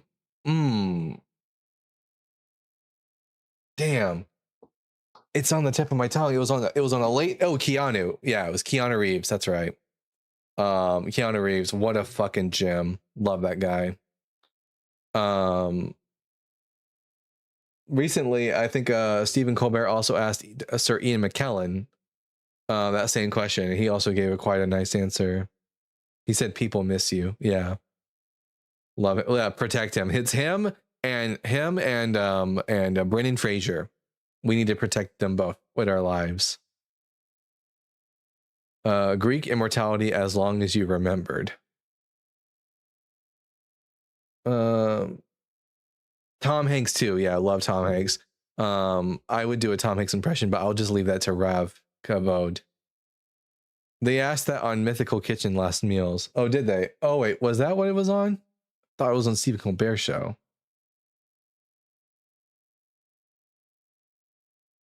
NB, I see you over there posting your smut.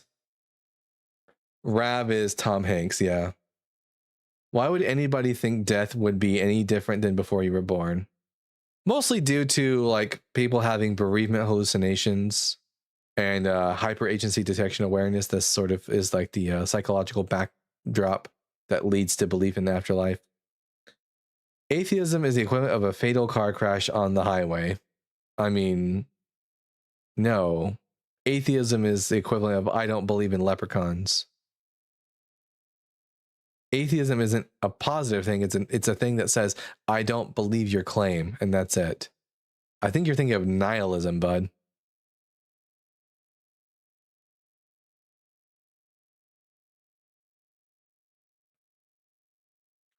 people that deny Christ, which means anointing the truth, do our truth no excuse on you.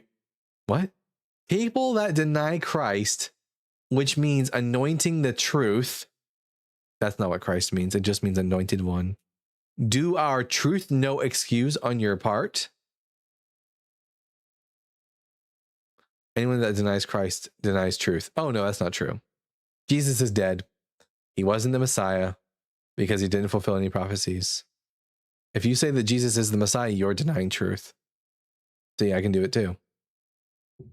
Anointing of the truth. Yes, it is the anointing because Jesus is the truth. No, he's not. Duncan, do we need to run stroke protocol? That's not my fault. It's that these Christians don't know how to fucking write sentences. But anyways, I'm going to do a restart on TikTok. So we'll be seeing you all in just a hot second.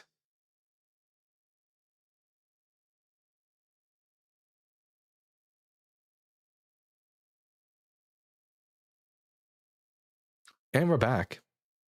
I'm quick with it. And at Linus Schroeder with a 6.66 euros. Thank you for your donation. No, thank you for your donation. And Hail Nero.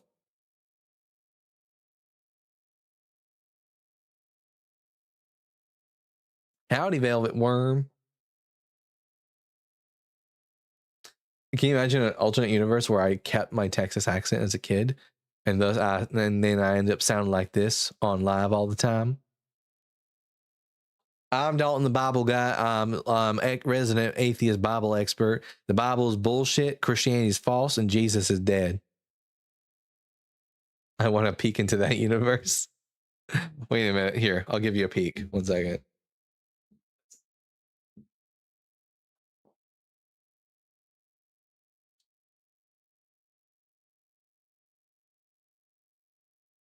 One second.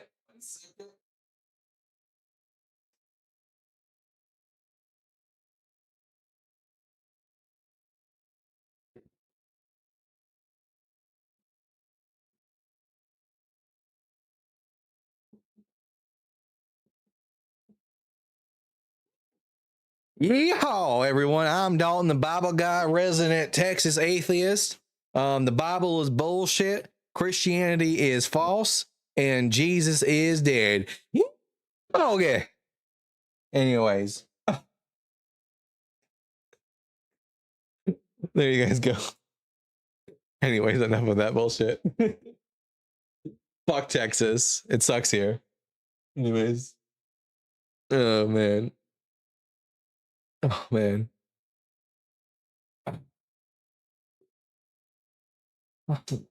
I'll wear it on another day, Velvet. Come to North Carolina. If I went somewhere, it'd either be California or New York City. All right, we're going to talk to Disciple Derek. Now, Derek, I'm going to ask you 3 preliminary questions, and we'll get to the conversation. Question number 1, are you at least 18 years old? Yes.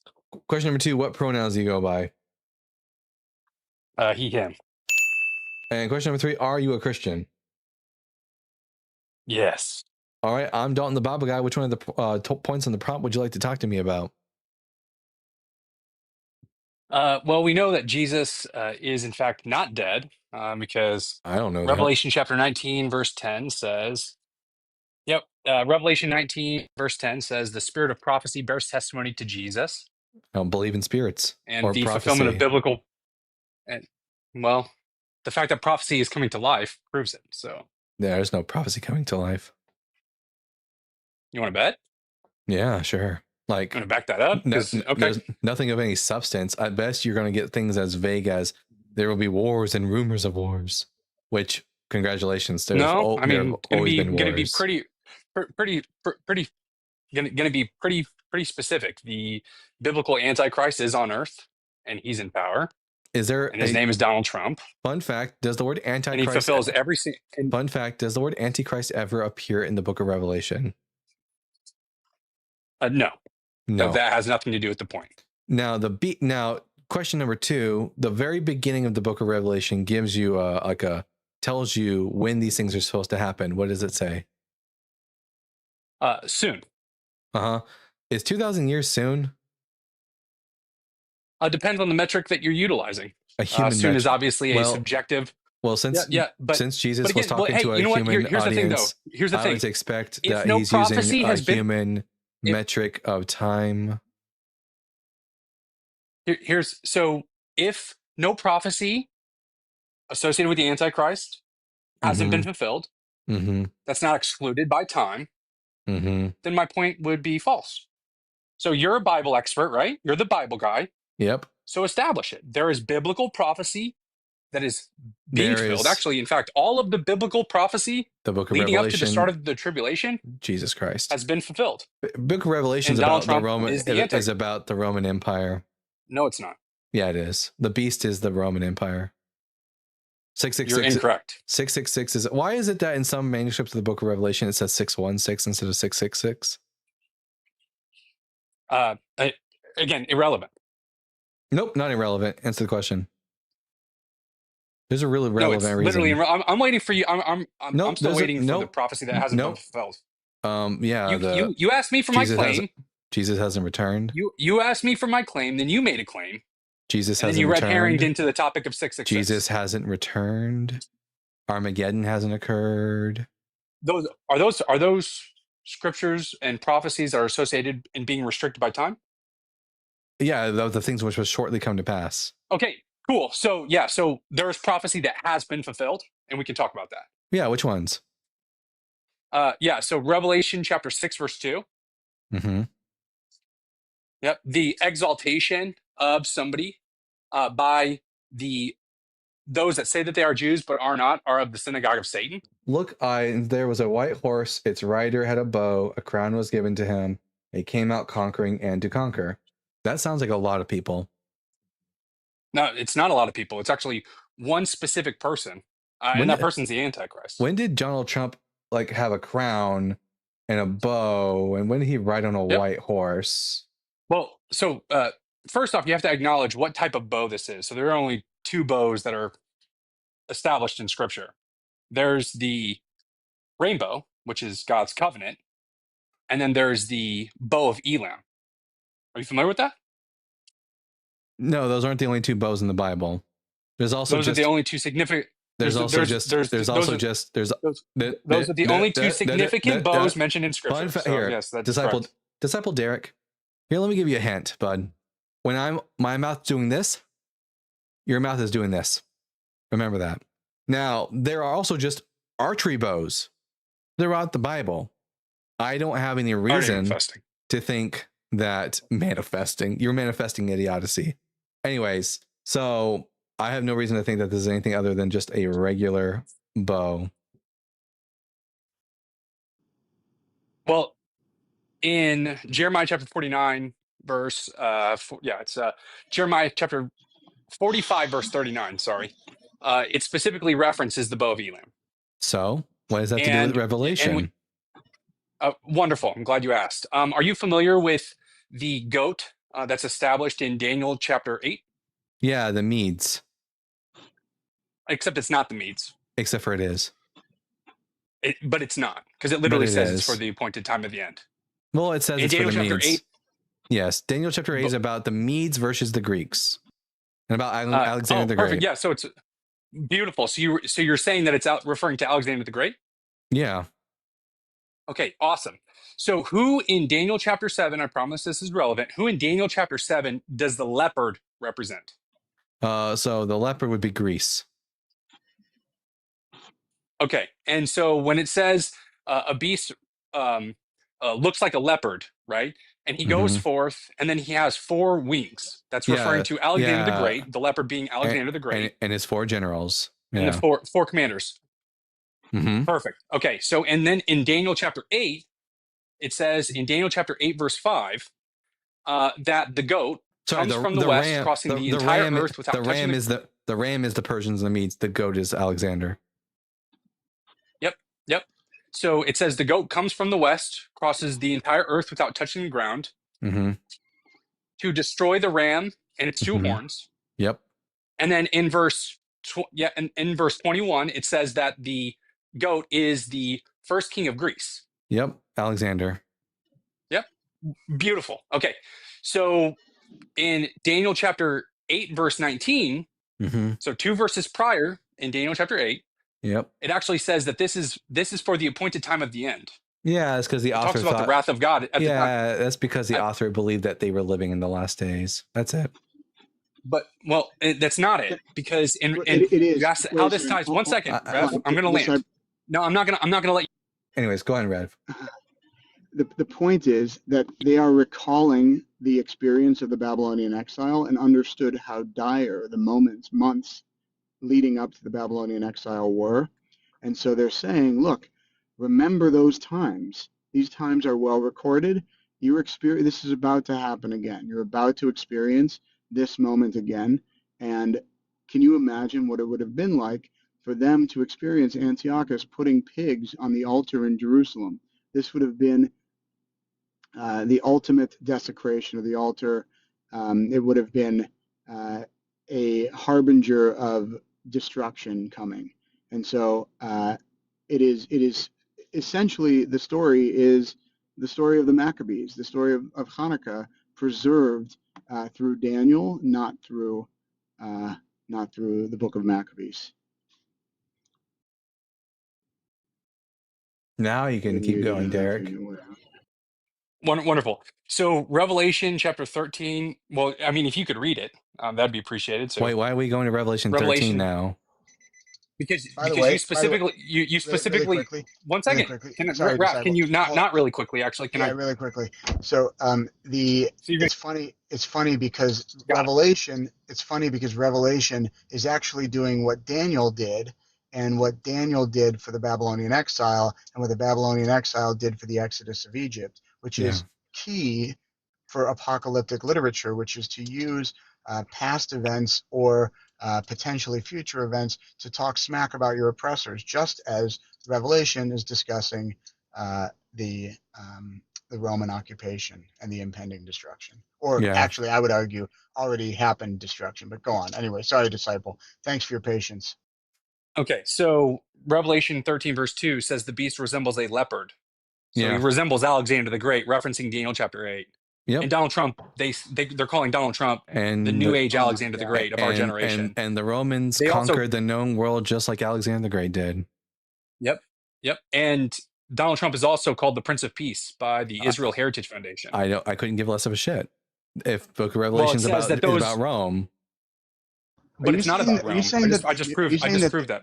He's saying Donald Trump is the Antichrist. Are you saying that the Heritage Foundation is prophetic literature? No, I'm saying that those that say that they are Jews are not, but are of the synagogue of Satan, according to Scripture. Oh God! That's referring to you, disciple. That's talking about. No, that's referring to Scripture. That's actually proof of Scripture. And I said, Prof. The only person who's like saying they're like a Jew but are not is you, disciple Derek, the one who's adopting these Jewish texts, adopting this Jewish God. I am Jewish. But anyways, I'm not going to allow for any anti-Semitism on this live, so let's not go down that road. So anyway, I don't give a shit. Anyways, I'm literally Jewish. I don't care. I'm Jewish. So anyways, what is how does 666 relate to Donald Trump in his name? Herring. Deal with the claim. How does 666? Because we're talking about Revelation 13, which I've already not a red herring, because I've already shown how it being like a leopard also fits the Roman Empire. This guy's he's crashing out so hard, guys. Crashing out so hard. Deal with. Can you stop? Can you stop being a bitch? And stop muting. Can you stop being a bitch? There's the manifestation. Oh, there's the manifestation. Anyways, so I've already addressed the like a leopard section. Can you address how does 666 No, you didn't. relate? Yes, I did, because it also fits the Roman Empire. So no, you didn't. How does 666? We're gonna keep asking you until you No, you didn't. How does 666 relate to Donald Trump? Except you didn't. I'll give you only 3 more chances to answer the question. How does 666 relate to Donald Trump? I'll give you one more chance to stop muting. Nope. You can run away if you want. How does 666 relate to Donald Trump? How does 666 relate to Donald Trump? You only get one more opportunity.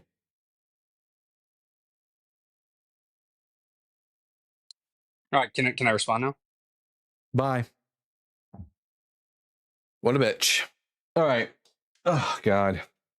All right. Hey, Tom Hanks, you're more than welcome to hang out with me. All right, hospital is back. I'm sure they're gonna cry too. Hospital, which one of the 3 prompts on the board would you like to discuss with me? Buddy, the only one crying here is you, but I'll talk about the middle prompt, I guess. All right, Christianity is false because Jesus didn't fulfill any messianic prophecies from the Hebrew Bible. He sure did. All right, point us to 1. Isaiah 7, Isaiah 53. Right, let's start with Isaiah 7. Let's start with Isaiah 7. All right, let's see. What's the Hebrew I know, word for, run your script about Alma. Alma, Betula, run your script. Then why did you make that silly claim if you know it's not about a virgin? Well, because you're just wrong. I know your script. I know your answer. You're just wrong about it. Really? It is a dual prophecy. Nope. You got to give me a reason I think dual prophecy is a real thing. Yeah, because Matthew wrote about it in Matthew 1. Matthew's wrong then. Okay. I mean, is that your evidence? Matthew's wrong. Just trust me, bro. Nope, not trust me, bro. I have evidence that says the young woman is pregnant. Right, yeah, and that's what a prophecy does, is it foretells about future events. Well, no, because the woman is pregnant, not shall become pregnant. Can I ask a question? Why would Isaiah be talking to Israel about a woman who is currently pregnant, about to give birth in 600 years? He's not. He's currently talking about King Ahaz and the child that will be born in that day, and then we see it fulfilled again, like I said, in a dual prophecy in Matthew 1, verse 23. So what you're saying is it's great. So what you're saying is it is about what Isaiah is talking about, and the text is then used to steel man or prop up the claim of Matthew 1. No, I'm saying Isaiah is some. It's a midrash. Isaiah, You're saying it's a midrash on Isaiah 7. It's not a prophecy. I'm saying that Isaiah is telling of something that is going to happen in a near fulfillment and a far fulfillment. Why should I think that's true? Other than, and don't just say because Matthew said so, justify that what Matthew said is true. Well, yeah. Do you believe Jesus was a real person? Yeah, I don't think he was born of a virgin, though. Okay, who was his father? Probably Joseph. Who was his father? You think his biological father was Joseph? Either Joseph or Mary got frisky with somebody else. Okay, I mean, what would your evidence for Joseph being his biological father be? Because that's nowhere in the scripture. It's the only other candidate I got. Do you have like secular evidence? It's the only real person I have as a candidate for Jesus's father. Okay, well, yeah. What's your evidence for it? Because Joseph's the only real person that could possibly be his father. And I'm asking you, what makes you think that? It's the only way that he could be anything close to a Messiah or the line of David, because if he's not Joseph's son, then the entire thing doesn't make any sense and it unravels immediately. Who else could possibly be his dad? That's a real person. Well, I don't think he did have a biological father. So then he's not of the line of David. Yeah, he's not of the line of David. Mary. Prove it. Where's Mary's lineage? Yeah, and adoption. Mary's lineage doesn't matter. First, there's no adoption of tribal through adoption into the tribe. Hospital. One second, Rav. Hospital. You need to shut the fuck up when someone else is talking. This is why you got dropped last time. I'm not going to let you overspeak me. Shut up. Go on, Rav. There is no adoption into tribal affiliation. In your tribal lineage, there is not. You're just wrong. There is not. Here, there is not. Hospital, I want you to show me where in Jewish law it says that, for example, if a person adopts you, that they adopt you into their tribe. Show me that. Yeah. It doesn't have to say it within the law for something to take place within a society. It does not take place. It is hard set, long lasting. Numbers chapter 1, verse 2 demonstrates this unequivocally. By the way, the other issue that you're going to face is that quit jumping around. Stay on one topic. It's the same issue. It's the same issue. Hospital, I'm not talking to you anymore. You've lost privileges, bud. And by the way, too, Oracle in the comment section says, mutes everyone that speaks. Guess what? We had a conversation with another individual this morning. I didn't have to mute them once because they were respectful. Hospital isn't. And Hospital's never going to get the opportunity to talk to me again. So, Oracle, you can cry because you're also disrespectful. But I had a Christian on earlier today where not once did I have to touch the mute button. Not one time. It's not my fault that you're all a bunch of fucking kids. Anyways, hopefully, Rob, the next guest will be an adult and will not overtalk you and me. I don't understand why people can claim that something exists in Jewish law when they can't even tell me what the fifth commandment in the Ten Commandments is. Like the absolute audacity to tell somebody what is in or not in Jewish law without any proof text whatsoever, just because they need it to fit their narrative. Frankly, actually, it makes a lot of sense because that's what Christianity is. It's an utter confusion about what is or is not law. Yeah, that's true. Christians, you should stop talking about what Judaism says because y'all don't know Judaism at all. All right. Mick Green's 2026. I'm going to ask you 3 preliminary questions and then we'll get to the conversation. Question number 1, are you at least 18 years old? Yeah. Sorry, I do not allow people I don't know to turn their camera on. But anyways, question number 2, are you at least, what pronouns do you go by? Male. I'm sorry, male is not a pronoun in the English language. There you go. Yeah, okay. For the sake of your and are you a Christian? Live feed here, he. Yeah, sure. Could you go somewhere quieter? Aren't you? You get a lot of. Yeah, No, I'm not a Christian. I should be good. You have to be. No. Aren't you guys? What is this live about then? It's about. I mean, look at the. What is this? Wait, you think I'm a Christian? What does it say above my head? I understand your position, which I appreciate. Right? Yeah. You obviously have to have the other side, but nonetheless, it's 2 people speaking on the oracles of God. Therefore, God is present. Mick Green. Regardless of what Mick Green. Bringing people to God. So that's what's important here. Are you literate? Are you capable of reading? I can't believe I have to ask this. Are you literate? Here, I guess I gotta fucking add something for the dum-dums who can't read. So 1 second, let me see. Show transition blending. Where's the blending at? Literacy required. Some literacy required. Say preview, scaling filter, blending mode. Oh, there it is. Blending feature. Your mom. There we go. And anyways, no one gives a shit what you got to say. Let's see. Blending mode, screen. Listen, it requires at least like a 3rd grade reading level, this show.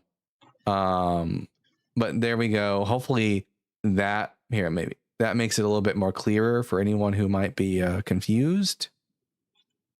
But there you go. Asterisk, I am an atheist. Hopefully they'll understand now. Anyways. Jesus fucking Christ. All right.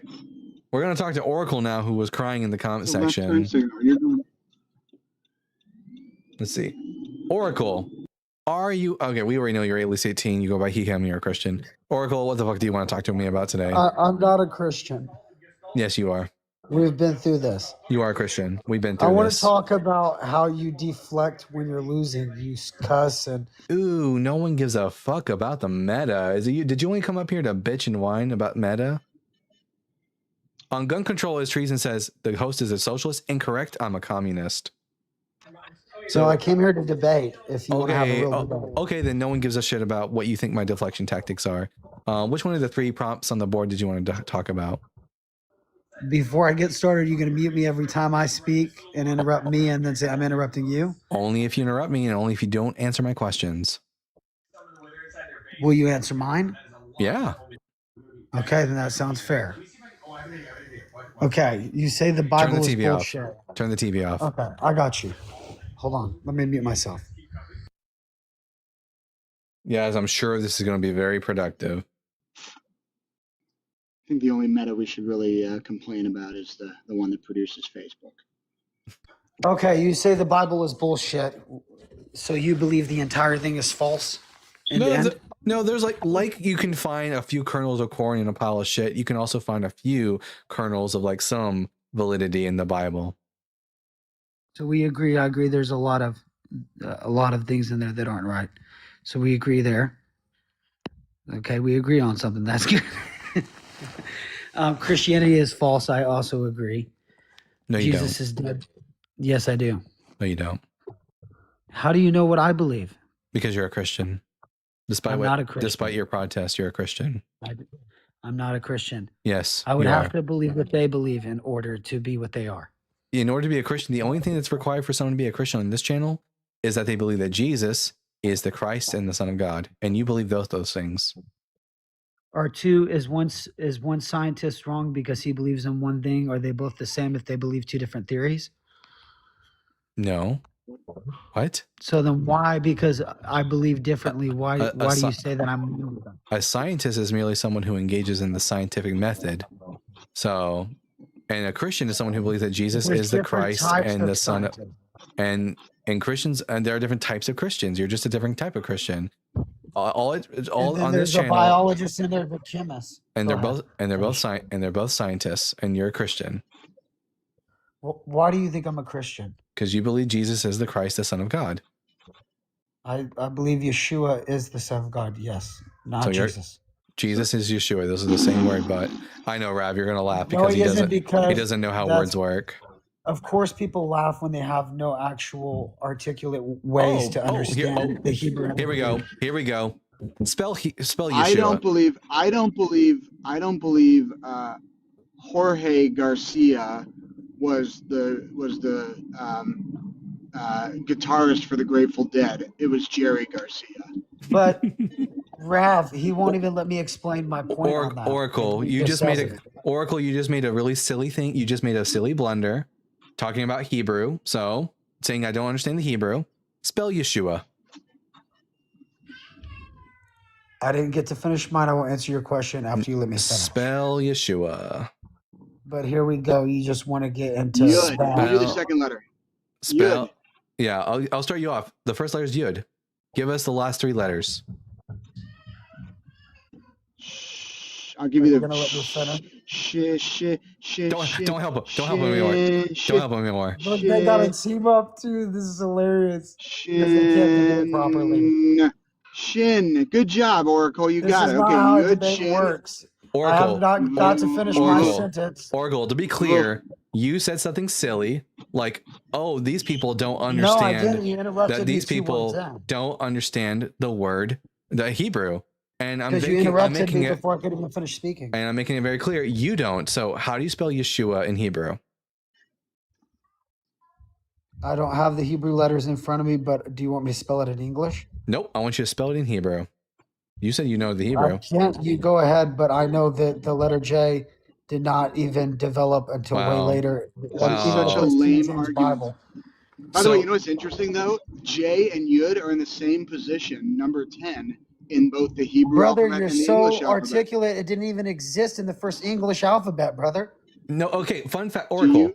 Oracle, what language am I speaking right now? Anglit.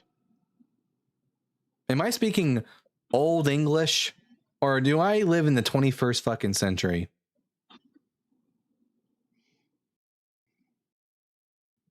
This is such a weird argument. That's the whole thing. I can't even make my argument. What language do I speak? I make a deal with you. I'll answer. I won't even ask any more questions. I don't want your fucking because deal. You won't even let me articulate why. You're making. You'll literally just interrupt me and make me try to talk. What language do I speak right now? You speak English. Okay. Does modern English have a letter J in it? Modern English does, yes. Okay. How would I say this name in modern Hebrew? I mean, in modern English. I don't know. It's Yeshua. This is Yeshua. In English, this guy thinks he's so powerful. Here. You have this all Googled and pulled up in front of you. Get away from your computer and debate me. Yeah, you do. You got your little headphones on. You Oracle. I know Hebrew. I know Hebrew. Me and Rob both know Hebrew. We don't need a fucking computer. Will you let me articulate why I believe it's different? Or no? It's not a debate if I can't articulate my version of it. I don't even. I'm not even convinced that you understand what's on Well, the then you can board. laugh at it, right? If it's wrong, you Okay. can just laugh at it. Here, if I wanted to bring this name into Greek, how would I do that? Only ask his own questions that he can debate. Wow. You won't No let one me gives articulate. no one gives a So fuck. then actually debate my No version. one gives a If fuck. it doesn't matter, and No one gives a fuck, Oracle. By the way, is it a kamatz or a patach under the ayin? For some If reason, I you're feel like so it's a smart, patach. I put a kamatz. Let me take a look and see actually. Let's see. Nehemiah 8 has because Yeshua. usually ayin is such a weak letter that it needs a shva with a patach. Nehemiah 8. if you would actually take a chance just to hear verse. me out, you might Let's Excuse actually me, we're agree see. with me talking on about some of Hebrew this. But grammar right now. We're asking Yeah. genuine questions. you Right? won't even let me finish my sentence. Let's see. Hush, puppy, hush, puppy. I will hush Joshua, if you just the let me, for the son love of God, of speak one Nun, sentence. the son of Nun. Let's see. Where was that Nehemiah? 1 second. Why is this anything irrelevant to what I'm saying? Hush, puppy, hush. Okay. Where is Joshua in Nehemiah? Let's see. Was I in the wrong verse? Nehemiah 8:17. Oh, I was in the right. Okay. Nehemiah 8:17. So I was in the right book and right chapter, just wrong verse. Nehemiah 8:17. Okay, let's see. It's spelled. Let's see. Yeah. Oh, it's actually right on. I mean, here it's spelled with a patach, not a kamatz. So, This guy thinks he's a scholar. Oh my God. Anyway, so yeah, here let me just fix that real quick. You said let you ask one question. I answered your question twice. Now I'm allowed to finish my sentence. Sure. How is Jesus not Just the same one name thing. as Yeshua, just in modern English? It's not. That's the thing. If you would just let me, for the love of God, just get out what I'm saying, and then you can literally laugh at it all you want. Yeah, or go actually, ahead. Go ahead. Maybe you can teach Go me. ahead. Okay, since Go you know ahead. more. Go ahead. I believe he's different for other reasons, not just the name. But I also look at the images. I look at Constantine. I look at the history. I look at how I don't I care look about all at that. Zeus. Just tell me how Jesus is not the That's same name as historical. Yeshua. It's not Jesus, it's the person. It's Jesus, the person, the Greek Jesus versus the Hebrew Yeshua. Oh There's my a difference. God. Oh my God. Oh my God. Oh my God. Jesus. But if you don't like the argument, we can do something else. Jesus is just the Greek transliteration of the name Yeshua. So then can I ask you a question if you want to teach me? So then you don't believe that there's any Oracle, are you saying? Yeah, go Are you ahead. saying really quickly, because I do want to understand? Are you saying that there is a Hellenized version of Jesus that's in the Bible, and that maybe there's a Hebrew Jewish version that that can be accessed somehow? What I'm saying is that I believe that they paganized Yeshua along with their pagan beliefs that had to do with Greek mythology. That's what I So believe. I would But actually, you guys are more argue skilled that than me. I mean, if you really don't believe that, you Oracle, don't believe that they twisted it at all. Oracle. Just by the No. way, Oracle, my Yeah. steel man for you is that is the entire Christian Bible. It's a Hellenized version of Judaism, I so as know to this, squash but then every time I say Judaism. that to him and I say I'm not Christian, he just gets angry. Well, I so say this wait, every but time. here's the issue.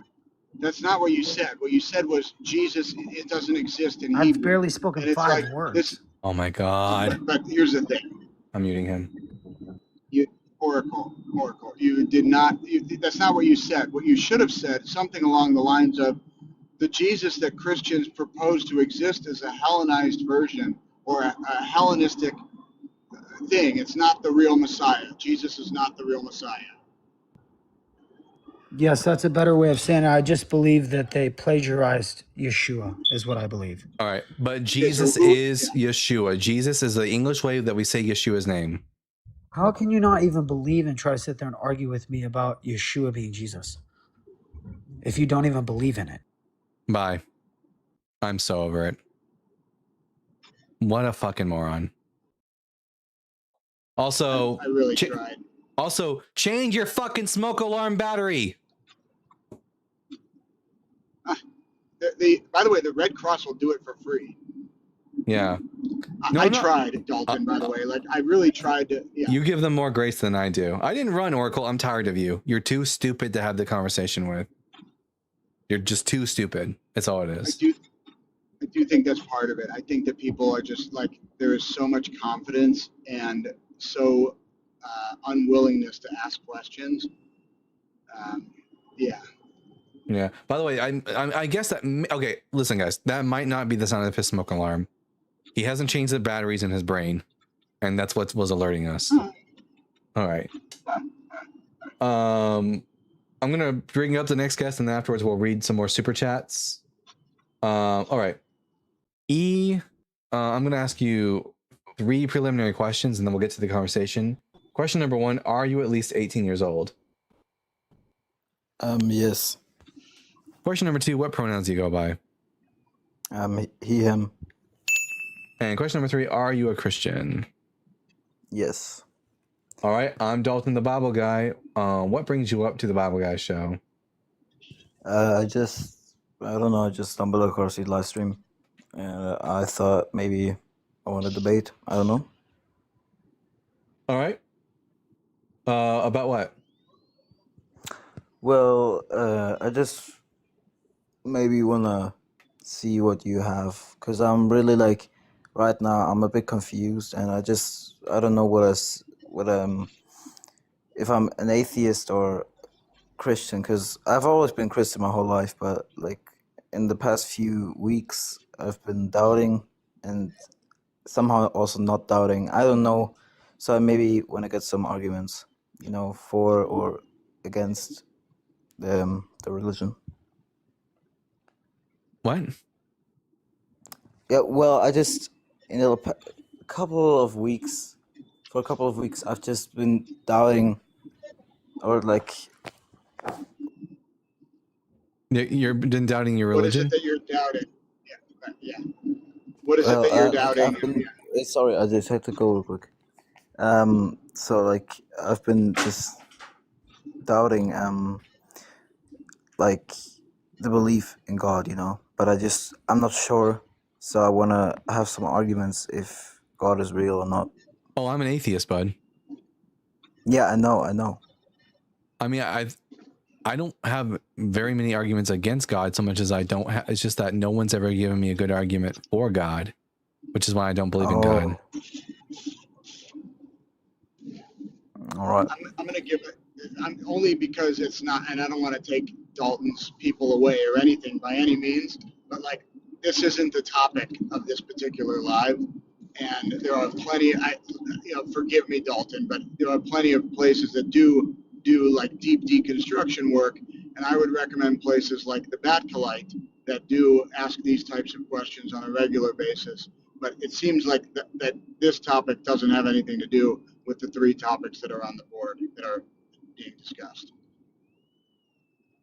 Forgive my forwardness and. No, that's fine. Yeah, that's fine. All right, that's fine. Yeah. I was going to say the same thing. I don't really have any arguments for God's existence. Well, I don't really have any arguments against it, because my position is just that I'm not convinced, so I don't believe. And I do, but I'm not trying to convince anybody. You know what I'm saying? Yeah. Like, that's why we love Tom Hanks. Okay,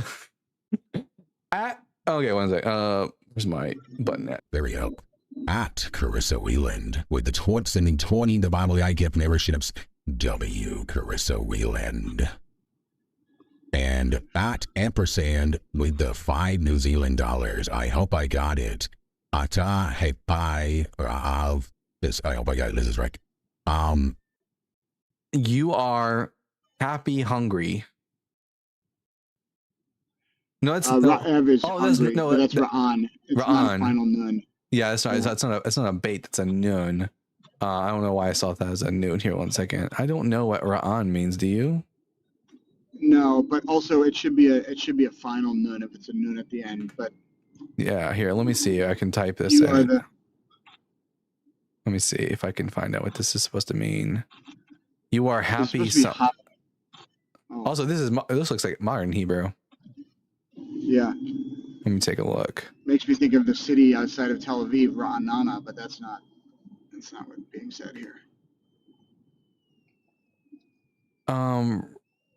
Yeah, I don't recognize Ra'an either. No, I don't know what this means. I'm sure you meant something with it, and you know what? W for putting in the effort. Those two first words were rule words. I don't know if Ra'an is supposed to be a rule word. For anyone who doesn't know what Rav means by a final nun, so in Hebrew, let's say 5 letters. Yeah, here, let me pull this up. Damn, I closed my iPad way too soon. There we go. Hebrew lesson, everybody.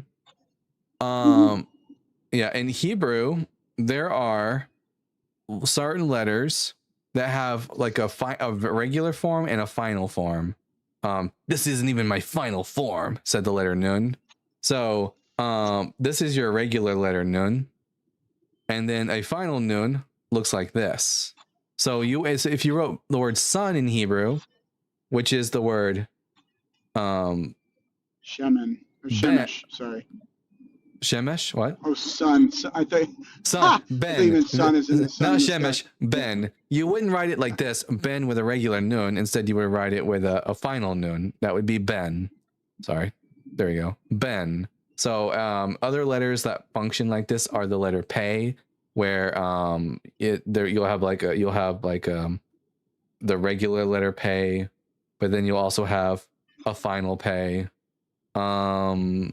There's also like the word tav, noon, and then instead of saying kaf like this, you have a final kaf, and that's Tanakh. That's what Jewish people refer to the Hebrew Bible as, Tanakh. And I can't think of any other letters off the top of my head. Sadi and Mem both have final letters. Oh, right, of course. Mem. Sadi, Mem, Nun, Pei, and Mem.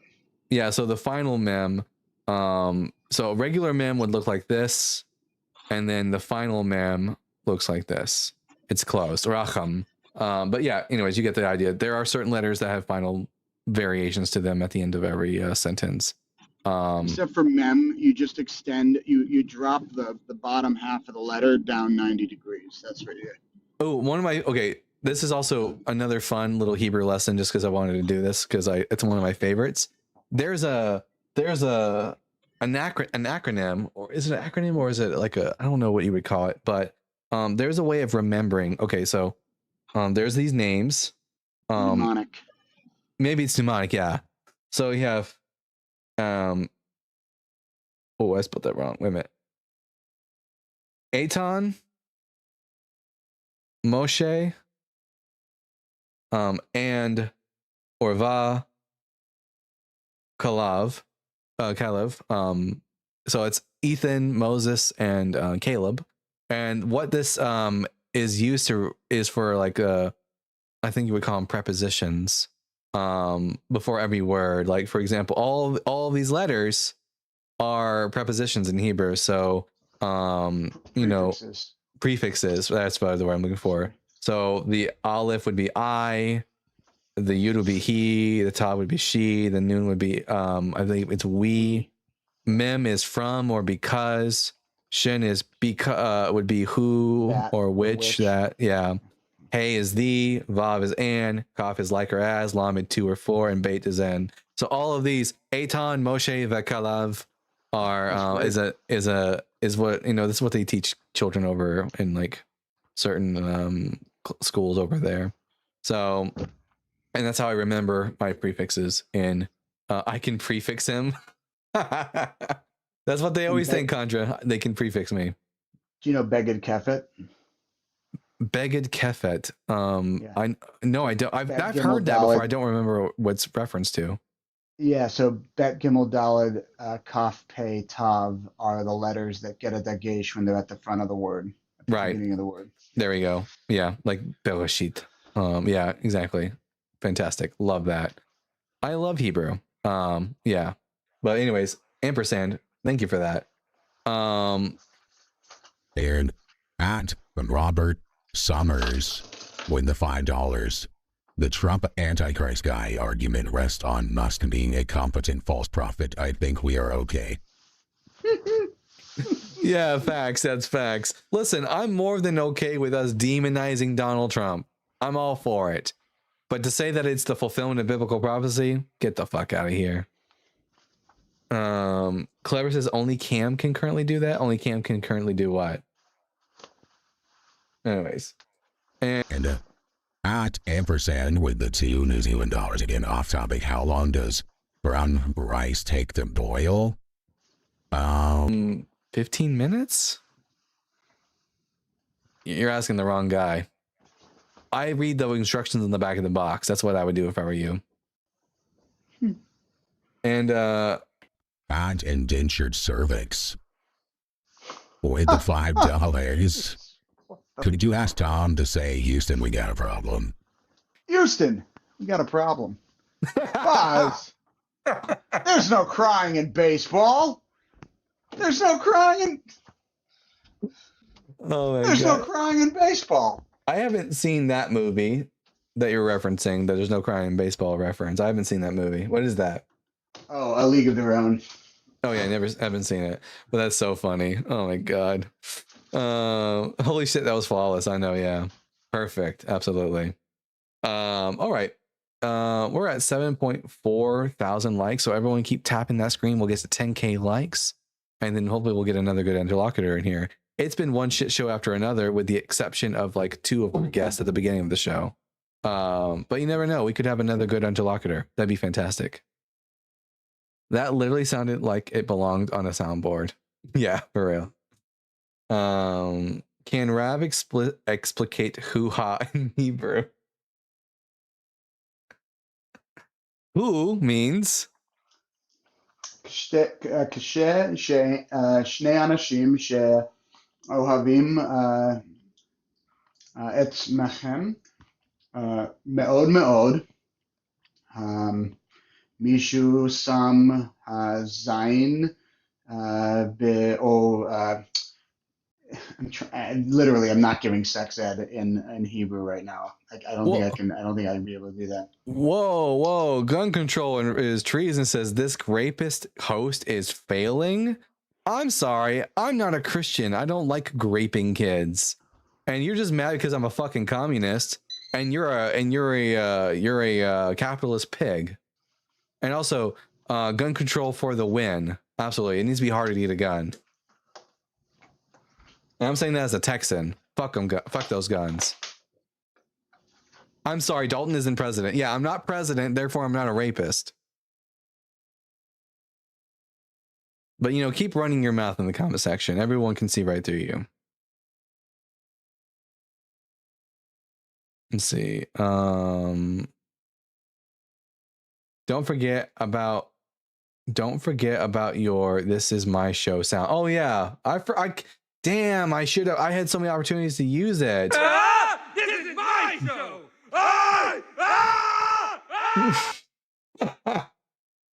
That's by the way, Rob, that's a real guest I had on last week. I thought that was John C. Riley. Goth Sparkle says, I'm going to go see Mandalorian in a few. Have a good night. Hey, let us know if it's good, Goth Sparkles. I don't have a working car, so I can't go to the movies right now, or else I would go see it myself. I was waiting for it. I have to kind of remind myself that I have these sounds sometimes. All right, Claudia, I'm going to ask you 3 preliminary questions, and then we'll get to the conversation at hand. Question number 1, are you at least 18 years old? Yes. Question number 2, what pronouns do you go by? She, her. And question number 3, are you a Christian? No. All right, Claudia, what brings you up? So I actually agree with the 2 top that says the Bible is BS and Christianity is false. But the 3rd one is Jesus is dead. If you're an atheist, wouldn't you believe that Jesus never existed at all? No. An atheist can believe that Jesus existed as a person. What you're thinking of is something called a mythicist. So an atheist can be a mythicist and a historicist. So the historicist would believe that Jesus did exist. He just wasn't the Son of God, wasn't the Messiah. And then a mythicist would be like an atheist who also doesn't believe that Jesus existed.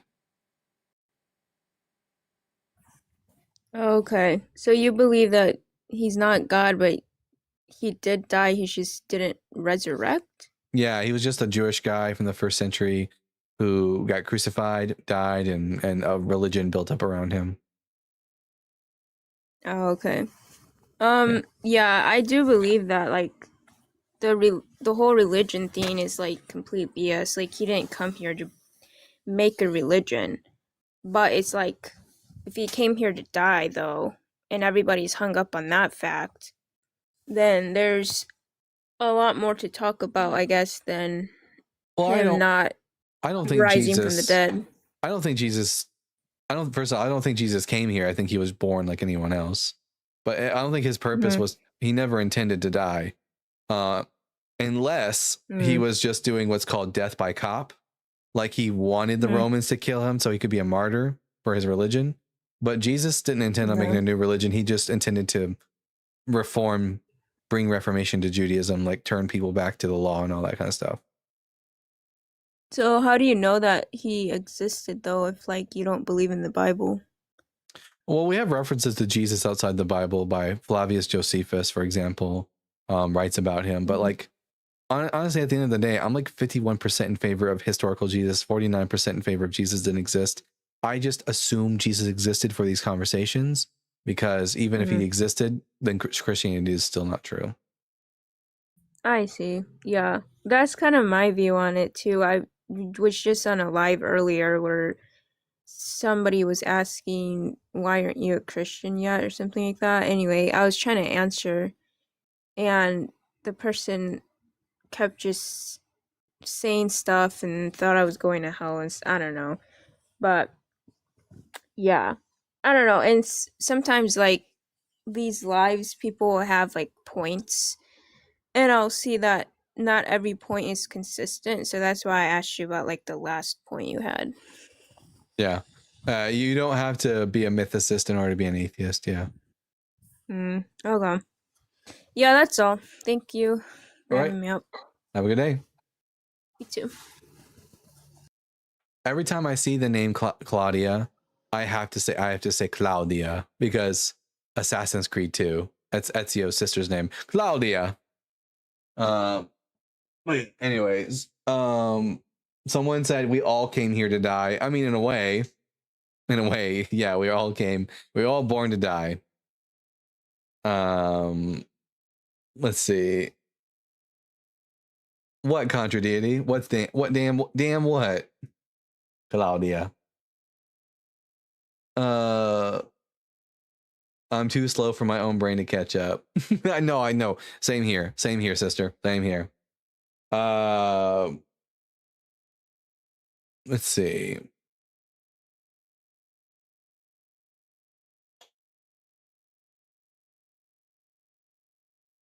Someone in the comment section over here is hearing audible voices in their head.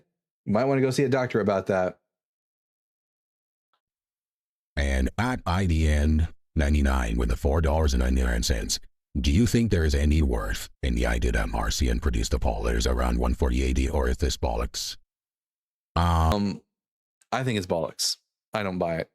I think the most plausible explanation is that there just simply was a guy. There really just was a guy named Paul who wrote 7 of the 13 letters ascribed to Paul. I think it's the easiest explanation. And very recently, a friend of mine, Godless Engineer, did a whole video on this topic with Dr. Richard Carrier and Aidan Adar, I believe is who it was, his third on there. But anyways, I don't buy it. Not yet, at least. Who knows? Maybe in the future, I'll get around to reading Jaron's book, but I don't really buy it all that much.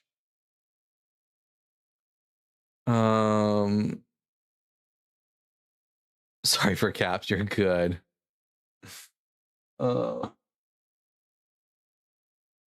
Claudia is a nice name for a cat. Claudia. Wait a minute. Good on you. Love that. Love that for you. Let's see. Once we reach the 1 hour mark, we'll do one more reset. And then hopefully we'll get enough guests to last us until the end of the 3 hour mark.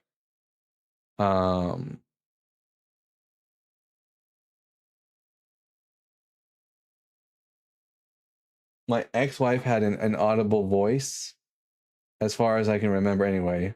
And in inaudible voice. What is an inaudible voice? I mean, I think the closest thing you can get to an inaudible voice is one of these days I would like to learn ALS. Or is it ASL? ASL.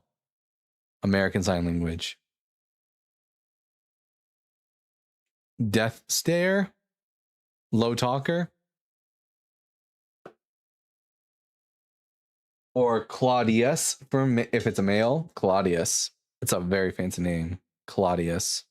I like those really older-fashioned names.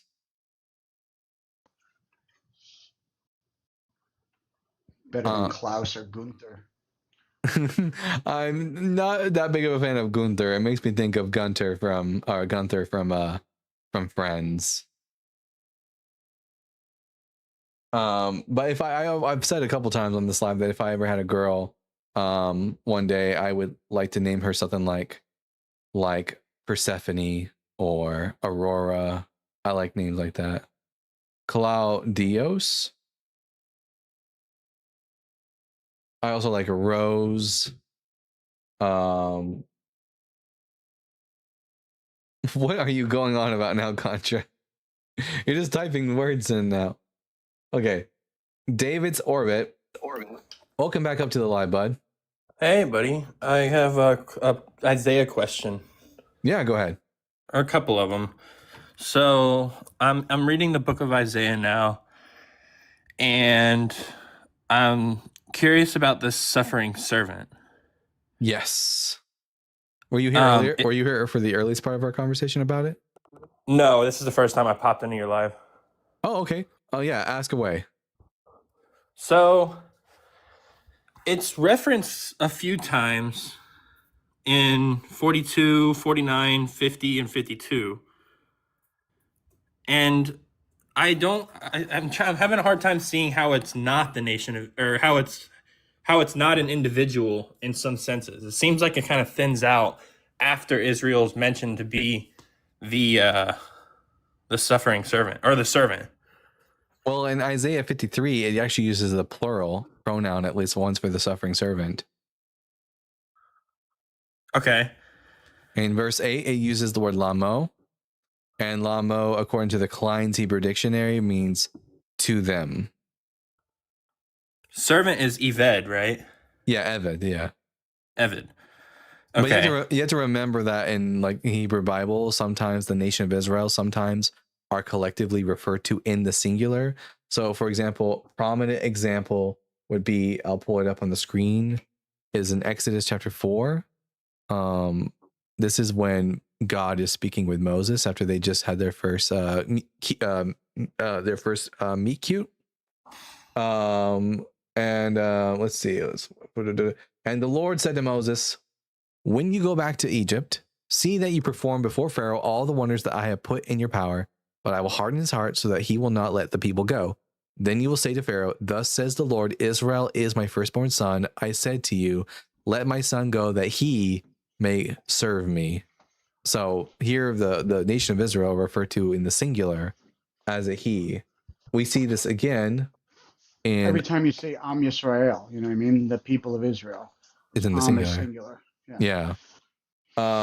It says here, when Israel was a child, I loved him, and out of Egypt I called my son. And there's another example, I believe, in Jeremiah 31, where it refers to Ephraim, which is the northern house. Let me see, the remnant. I will lead them back straight forward. Oh yeah, I will let them walk by brooks of water in a straight path, where I become a father to Israel, and Ephraim is my firstborn. So he's referring to as not my firstborns, but my firstborn in the singular. Right, but if we look at Isaiah 42, yeah, it says that a bruised reed he will not break. And in exile, wasn't the bruised reed Israel?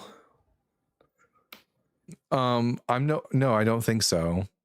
I mean, you could use that analogy if you wanted to, but I don't think that's what the author of Deutero-Isaiah is alluding to. I dimly burning away. I think it's talking about how he will be just about his like calm and his meekness, his lowliness. He won't be mighty and strong. He'll be meek and lowly. Okay. What about chapter 49 when the servant speaks in the first person? Yes, that's actually a really good example because we talked about that earlier today on my show. Isaiah 49, notice first that uses first person pronouns here. Me, my, I. So this is the author speaking. The author who is the prophet, and the prophet is a member of the righteous remnant of Israel. So note, by the way, that the servant being Israel isn't all Israel. It's only the righteous remnant that are the suffering servant, the righteous suffering servant. And here, the prophet is a member of the righteous remnant, and so that's why it says he is the Israel servant. He's a member of that collective. Right, but doesn't this verse say that the servant has a mission to Israel essentially? Yes, and the prophet. What is the job of the prophet? Okay, so they're talking about Jacob or Isaiah here? Yeah, so Israel as a whole, and throughout the Hebrew Bible, is often pictured that most of them like are sinful and wicked, but there's always like a contingency, a remnant within the people of Israel that remain faithful to God while everyone else is wicked. And the job of the righteous remnant, including the prophet, is to call back not only the people of Jacob, which is the rest of Israel, back to God, but also to be a light to the nations. Okay. And chapter 52 has the climax essentially, where the servant is we love a good climax. Like marred beyond recognition. Giggity. Yeah, which is describing the way how badly beaten and bruised the people were, because of like what happened under like Nebuchadnezzar, with them being torn from their land, the city being destroyed, them carried into exile. Okay, well, when the speaker says we esteemed him not, is the what is the speaker meaning there? How is the servant not Israel? Oh, the speaker there is referring to the king. So the last line of 52 says, "So he, the servant, shall startle many nations. Kings shall shut their mouths because of him, for that which had not been told them they shall see, and that which they had not heard they shall contemplate." So they're like, they're being shocked by something. So when we get to verse 1 of the following chapter, and we see that the kings are startled and amazed at what they're seeing, it says, "Who has believed what we have heard, and to whom has the arm of the Lord been revealed?" This is the kings of the nations that are speaking. They're the ones in shock. And the question of who and to whom has the arm of the Lord been revealed? Well, that answer is given to us in the previous chapter. It says in Isaiah 52, verse 10, "The Lord has bared his holy arm before the eyes of all the nations, and all the ends of the earth shall see the salvation of our God." So the idea here is that the prophet is saying that when Israel is going to be exalted, they'll be exalted before the eyes of the nations, and they'll be in like shock and awe as a result. Okay, can you look at 52:13 though? Yeah. "See, my servant shall prosper. He shall be exalted and lifted up, and shall be very high." So how is this not thinning out to be like a figure who absorbs punishment on behalf of Israel? Well, I mean, the righteous remnant does do that. Oh yeah, I guess the righteous remnant would be thinning out. Yeah, they would in the vocabulary. They would be taking on the punishment that we know the wicked in Israel they sinned, and because of their sin, the righteous suffered as a result. So are you saying that this isn't a messianic prophecy at all? Yeah, it's not a messianic prophecy at all. The intention of the author was that Israel has suffered in the exile. They suffered, but now that the exile is over, God is going to exalt them before the eyes of the nations, and it's going to lead to the atonement and redemption of all peoples. Okay. Yeah, this is what I needed to know, because I was running into a lot of conflicting passages about what you usually talk about. So there are 3 like essays I need to write. I feel like I need to write one being Jesus not being ontologically identical with Yahweh in the New Testament. 2 being psychological explanation for the resurrection, and 3 a whole discourse on the suffering servant. Really? Yeah, it's on my plan. Eventually I'll get around to writing it. All right. Well, let me know when you write it. I'll let you get back to your show. I appreciate the input. Happy to help, David. Let's see. I think I talk about Isaiah 53 more than any other passage in the Hebrew Bible, which is why I so easily come to the answers on this. But we got here. Yes. We have here Texas breaks. Texas, I'm going to ask you 3 preliminary questions, and then we'll get to the conversation at hand. Question number 1, are you at least 18 years old? Yes. Question number 2, what pronouns do you go by? He, him. And question number 3, are you a Christian? Yes. All right, I'm Dalton, the Bible guy. What brings you up to the show? I guess I want to talk about 2. So, like, you believe there's no God, right? Yeah, I lack any belief in God. Yes. Okay. Why? Because no one's ever given me a good argument for God's existence. Okay. So I just hold to the default position. Yeah, I got you. I'll just give you an argument. Yeah. So there's gonna be 5 axioms that we're gonna go through. Then we're gonna move on to a syllogism. Okay, well, in that case, I got my friend Styx here, who's actually competent in the realm of philosophy. Styx, take it away. I just was missing where it said provide a logical ontological argument for God. I'll allow it because I got Styx here. It's all good. Is this not an atheist? Like, this is Christianity is false. The first step is obviously be to prove a God. It's just going to be. Yeah, go ahead, Styx. Sorry, did you say you had 5 axioms to begin with? Yeah. It's just going to be like Gödel's argument. See, it's just going to be. Gödel's like ontological argument? Yeah. Well, do you think? Wait, by axioms do you mean premises? No. Okay, what would be the axioms needed? Yeah, the first one, if a property is positive, then its negation is not positive. Here, let me get my notebook out so we can help keep track of these things. Notepad.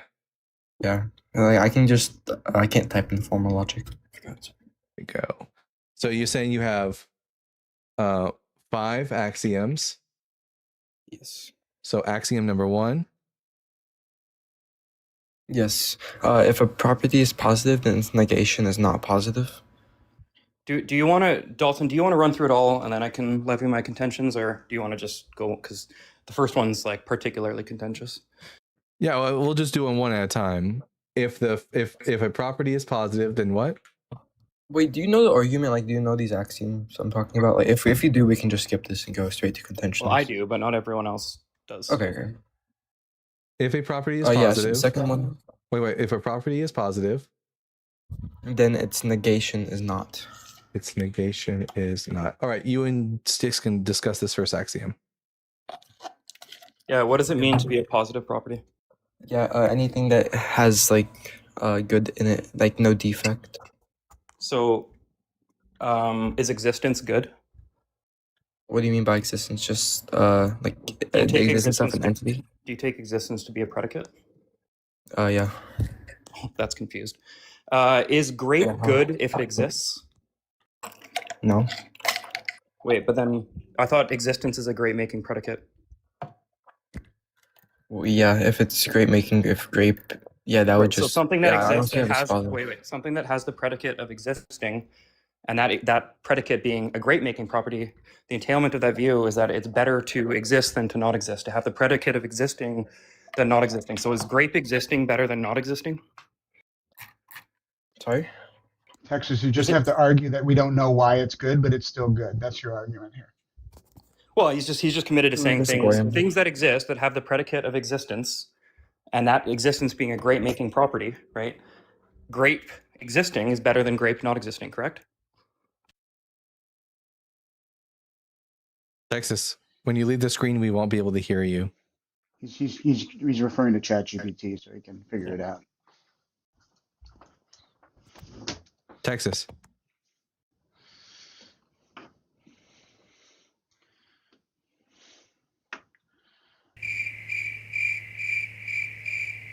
This is awkward.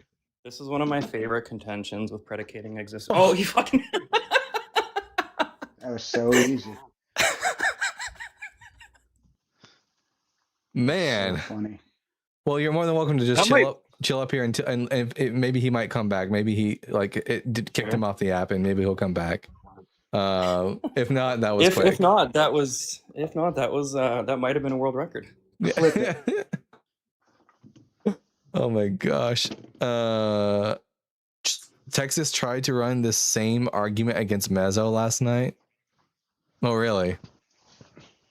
Man, it's crazy how many of these people, like, they go into an atheist live, they fail, and they're like, okay, I guess I'll just try a different atheist.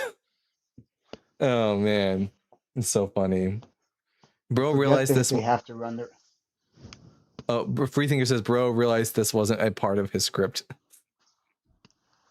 That's what I was just going to say. They have to look. The person that I think does this the best, honestly, like, with all respect, Sticks, you're amazing. Like, Yodi, you should see his flow charts where he goes all the way to what he predicts. He predicts like all of the conversations and how they're going to go, and that he has all of the response already. Because he's like a true determinist. He's already determined how the conversation is going to go, and he gets to the end, and he does the complete reductio of all these conversations. Yeah, it's who is this? It's amazing. Yoti. Yoti? Here, let me. Yeah, YOTI. I'll share his profile with you. Yeah, do that. He's a great deconstruction creator, actually. Oh, fantastic! I love learning about new people. I don't get out much into the TikTok realm, so I don't, I don't find a lot of people.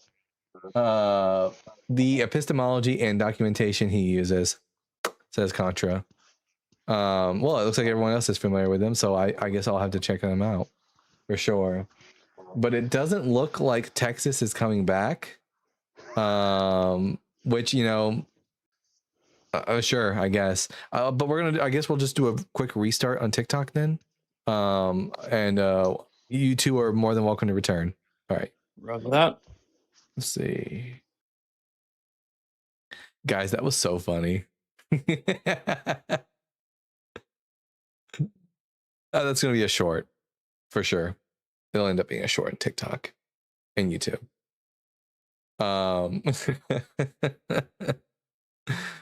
Man, it was actually really funny when I do Bible Guy After Dark.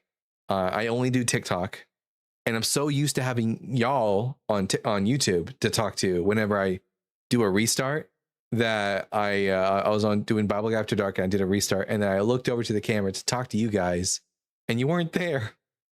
You weren't there. Yeah, so it was funny. Bing bloop. Welcome back to both of you.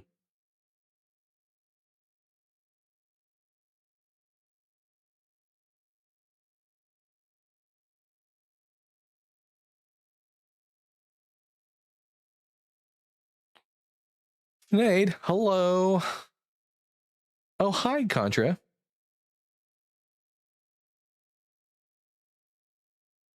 Imagine seeing you in a place like this. I know you come here often.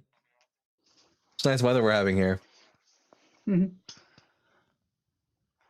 Hopefully we get good debaters. I would love to talk to some master debaters for sure.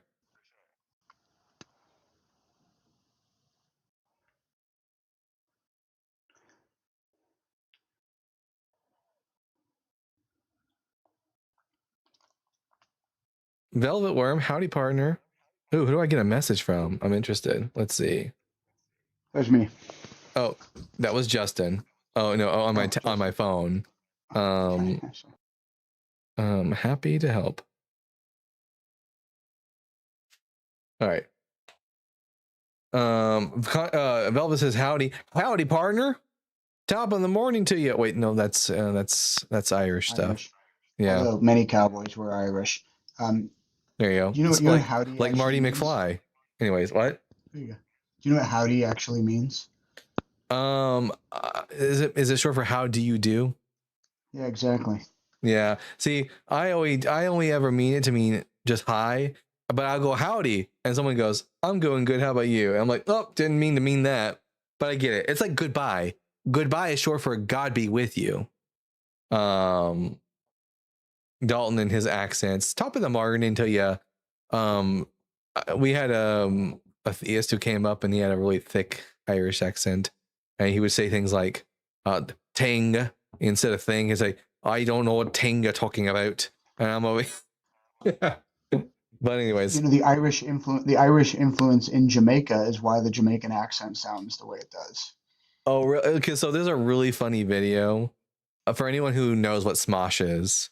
There's an episode of Smosh where they're all playing like this game where there's like a words on a card and you have to use marker to make it say something else, and whoever the funniest one is, you pick them. And there was like this run-on joke about ting, and it was just so funny. You had to see it today. Just type in Smosh, TING, ting. You guys it's hilarious. You'll love it. Do Irish people really say top in the morning to you? I don't know. I'll go over there to Ireland, and with a really bad accent, I will say top of the morning to you, and depending on their reaction, we'll know.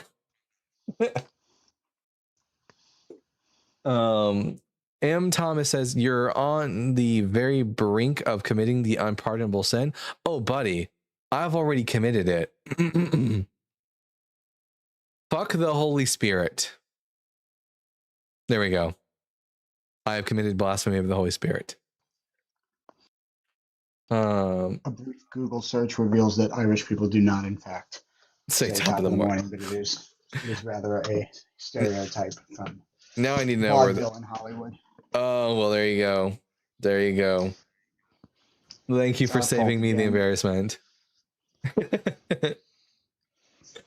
You know, I out of all the accents out there, the one I really quite like a lot is Italian, because there's a very like bouncy, sing-songy way that they talk, and I quite like it a lot. Northern Spain also, like Barcelona, the diphthong, Barcelona. Barcelona, yeah. Damn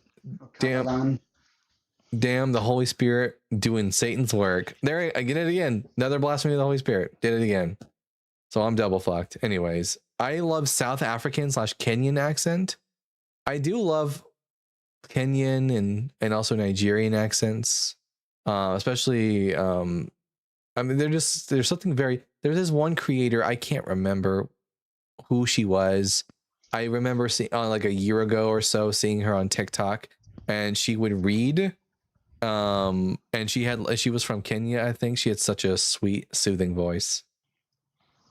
I love the appy, like the like if it's like the missing the H, and like just everything sounds happier. Yeah, it's very sweet. I love the word diphthong. The Holy Spirit wears diphthongs. So I don't know how it works in other languages, but in Greek, a diphthong is like these pairings of letters that produce specific sounds. So like if you have an omicron and an upsilon, it doesn't make the sound au, it just makes the sound ooh, and that's a diphthong. Grumpy says those things you turn over and it makes a sound. Oh, yeah, there you go. That's a diphthong machine. I married an Italian woman. The accent comes with extreme gesticulation. A lot of this. Don't you dare to break my pasta, eh? Okay, I got a nap before work. I'm being odd. Okay, Contra, enjoy your nap. Let's see. Working the night shift, man, that's gotta be so tough. All right, 619 Juanita. Juanita, I'm gonna ask you 3 preliminary questions, and then we'll get to the conversation. Question number 1: are you at least 18? Yes. Question number 2: what pronouns do you go by? I'm a woman, she or her. And question number 3: are you a Christian? I think I'm becoming more atheist, so I'm interested. Apparently, I can't please Christians or any other religious discussions, so I think I'm reverting to maybe I'm not understood when I want to talk about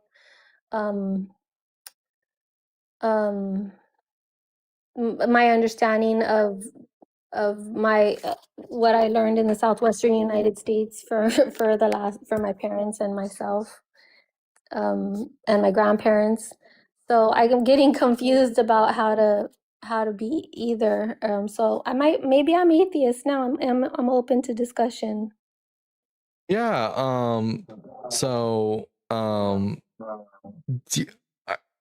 How would you like to go forward with this conversation? I'm not used to this. Like, I believe in a creator. I can't please, it seems like I can't please any religion. So, because I really do have heritage from the Southwestern United States, and I'm interested in these discussions happening. So I believe in a creator of everything that knows each and every one of our hearts, and that we have to have an environment. All right. To exist. Can I offer a framework that might be helpful? Yeah, go ahead, bud.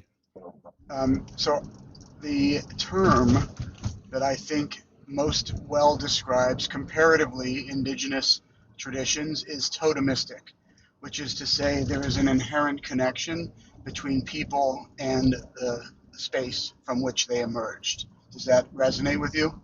Yes, I think so, because all I'm trying to had said, like in a group I was just in, and they were offended when I said something about like I didn't even get to say single nucleotide polymorphisms.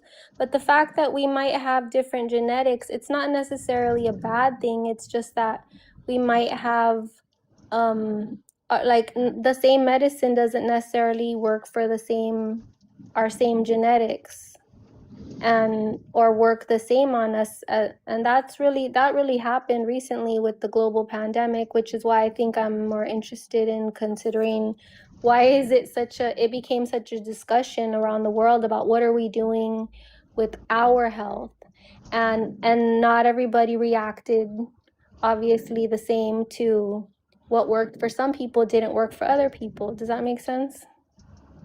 By different genetics, what do you mean? Like, for example, one of my aunt's friends in Los Angeles, I think, or I don't know where she's from actually, but she said she had Inuit heritage, and she went totally blind in this drug trial. And she was told by her doctor that was more common because she had Inuit heritage. So I'm not an expert on genetics. I can't speak to this. I don't know whether or not, because as far as I know, your aunt could have possibly been relating something inaccurately that she heard from her doctor. It's always a possibility. I met her friend. She went totally blind. I met her friend at a funeral, and I was really sad for her because she went totally blind. And the doctor just told her they're going to try to get her some. This happens when drug trials happen. I don't see the connection between what you were talking about 2 minutes ago and this part. That's why I'm frustrated, because I feel like it's hard for me to be understood. I studied physiological science. I'm not against trying to understand science to explain natural phenomenon. At the same time, we don't all have the same genetics, in the sense that they were offended in the last group when I said, for example, lactose intolerance. Not everybody has the same level of lactose tolerance, and it's not a bad thing. It's just that we didn't all evolve over thousands of years with cows the same. What about all the Inuit people who got vaccinated and nothing happened? It was a 60-40 effective drug trial, and nobody's getting a third booster. Can I ask? Sorry, can I ask? Like the reason you're bringing this up, is this a contention some moral problem you have with religion or God, or is this something else? Because Because it doesn't seem like we're talking about God anymore. I didn't like the virtue signaling about people saying, what are we doing about our health, and not having medical freedom more prevalent, and there was an excessive amount of... This isn't a medical freedom live. What are we talking about here? They came to the wrong live. I'm not interested in But they spreading started off so strong. Like they started off like what an interesting conversation to talk about, indigeneity and the way in which religion emerges as a social construct and genuine anthropological study of anthropological and ethnographical study of how people relate to their area. Like that to me is what it's all about. It's like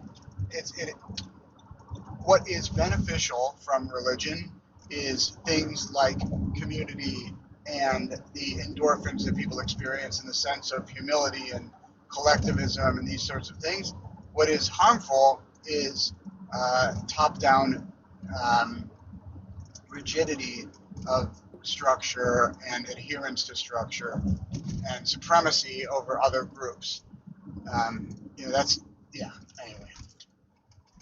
Yeah, maybe Juanita, you need to go and talk to my friend Scientific Snitch. She's an actual physiologist, and she's much more about. I don't have the expertise to, and I don't want to spread misinformation on my live. I'm gonna spy on Cam on another live. Wait a minute. Let's see. Are atheists aware that Satan are atheists aware that Satan is using them? And I'm going to say something. Do you feel used?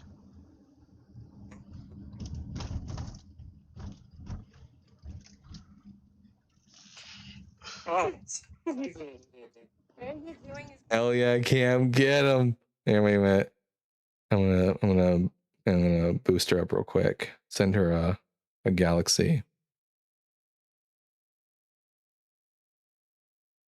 Oh, I don't have enough coins. What can I send her? Teddy bear? Nope, not enough for that. Ukulele player. How much fucking coins? Oh, this is my backup account. No wonder I don't have any coins on this account. Well, fuck me. Here, I'll just say something nice then.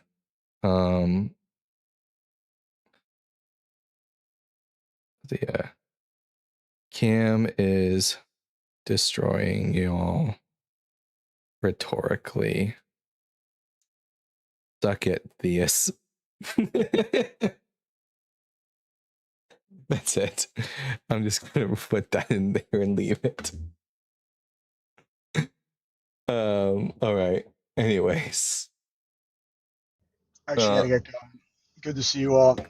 Good to see you, Rob. Thank you for coming up, and thank you for your Tom Hanks impression. I will be clipping that. Anytime. All right. Anyways, everyone make sure you're tapping that screen. You share the live with those you love, with those you hate, with your friends, and with your enemies. And you know what? I'm willing to sacrifice the my live for just a little bit. If a lot of you want to go over to where Cam is at and like boost her up, send her some gifts and stuff like that, and like talk smack up against the other people and pro Cam, go ahead and do that right now. I 100% endorse that. Just because it looks like this person is being an idiot on the other end. Now we'll all start answering each other's questions so we can move forward. So he backs up his claim like he needs to back up his claim. Go. Oh, they dropped her. Fuck y'all. So let's abort that, guys. Wait a minute, I'm gonna message her.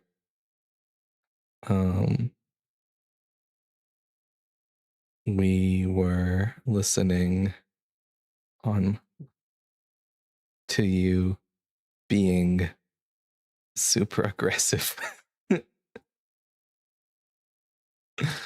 Oh man. Welsh biologist, howdy partner. Sup? 1 second.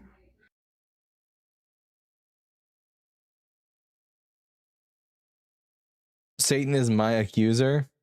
I mean, no, he's not. He doesn't exist. Is she on a backup account? No, she was on her main account, but she's not up there anymore. They dropped her because she held their feet to the fire. Yeah. Thank you for the cowboy hat. If you follow the first 3 commandments, the rest will fall in line. Well, I can't follow the first commandment because you shall have no other gods before me. I don't even believe in Yahweh, so I can't worship him. You shall have no other idols. I don't worship. I guess I can follow that one because I don't have idols because I don't worship anything. And the third one is thou shalt not take the name of the Lord your God in vain. Well, fuck, goddamn, I'll say whatever the fuck I want. So that's a no can do. Yeah. Ugh. Anyway, how you doing? I'm doing fantastic. Someone just asked me at Dalton the Bible Guy, if souls aren't real, why do you have them in your shoes? Why do you assume I have souls in my shoes? Maybe I just raw dog it.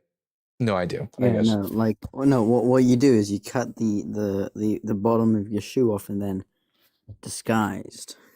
There you go. Absolutely. Yeah. So you do it. Oh, guys, we got. Okay, If you call me aggressive one more time, I'm gonna fly to wherever bumfuck middle of nowhere Texas town you live in and punch you right in your suck hole. Guys, I said I'd do a jig. I do a jig if Cam came up here, so I'm doing a jig now. But famous Cam. This is I am the Cam. I'm pretty sure I've seen your lives a couple times. So, but Bible guys getting me real riled up, calling me aggressive. I'm gonna show you what aggressive looks like. It's just fun It's just fun poking the bear is all.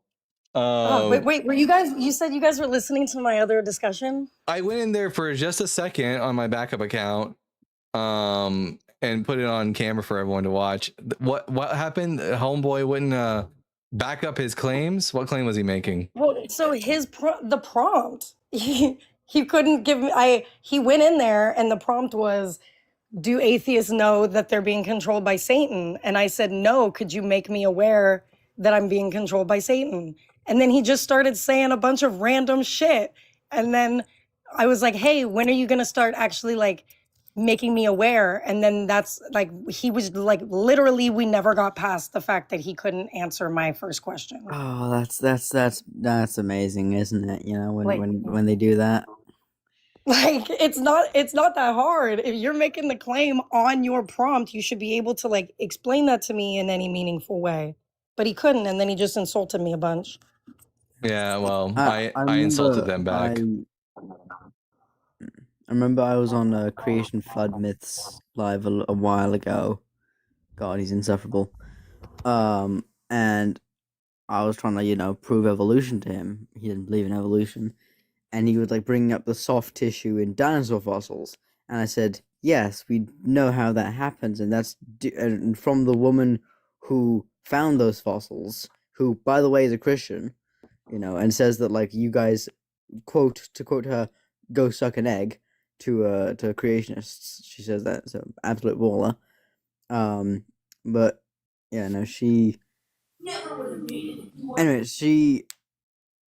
found that basically it's iron, effectively, is what, and a couple other minerals, is what protects the soft tissue of, a cell or like a blood cell able to survive.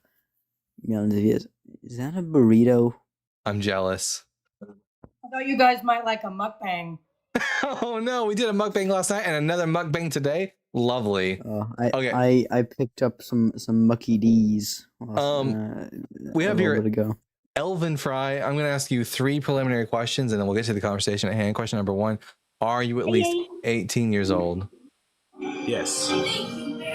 Oh, you have a lot of background noise. Can you go somewhere quieter? Yeah, I'm going somewhere quiet right now, brother. Sorry about that. And Cam, make sure that you know which one's the burrito and which one's not. That would be very unfortunate. And question number 2: what pronouns do you go by? He, him. All right. And are you a Christian? Yes. Well, I'm not gonna say I'm a Christian because it's not religious based. It's not religious based. So. Mm-hmm. All right. I'm Dalton, the Bible guy. I think the Bible's bullshit. Christianity is false, and Jesus is dead. What would you like to talk to me about? Yeah, I just had a few questions. So I was talking to a guy, and I'm not sure if it's a guy or girl in the comments, but I was just trying to ask, like, if you all don't believe in like Jesus or whatever, like, if you don't, do y'all believe in anything? That's what I want to know before I even ask any question. Evolution, the Big Bang, gravity, and basically that I'm sexy and sexy as fuck. I believe in anything that is demonstrably true. Yeah, I got that. So basically, like, you can like physically see and physically touch and all of that, right? Not exactly everything, because you can't like physically touch wind, but we know what causes it. It's pressure differentials that cause the basically cause some particles of in our atmosphere to slow down, and therefore they move. It feels like the wind is coming west of the wood because the I get your Earth drift. is spinning. I get your drift. Yeah. So the only reason I was asking if you all believed in anything, because if you don't believe in Jesus, shout out to the galaxy. Much love, brother. To you all. If you don't believe in Jesus, how is he dead if he like never exist? Does he exist at all? Or I think Jesus existed, but he was that's what I was trying to see. He was just a Jewish guy who took a huge L from the Romans, and that's pretty much it. Okay. So that's all there is that you know about Jesus, or is there all there is about Jesus? That's all there is about. I know a lot about Jesus from the Gospels, but I don't think the Gospels are true. Okay, you don't think, or you just know this for sure? Oh yeah, we have good reason to think that at least a few of the things in the Gospels are just flat out fictional. Gotcha.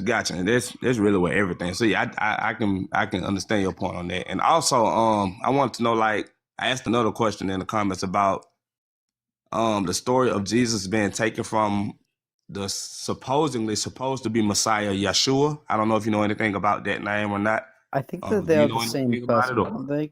Yes. So Yeshua is just Jesus's name in the original Hebrew and Aramaic, and Messiah is just a I'm ripping this up.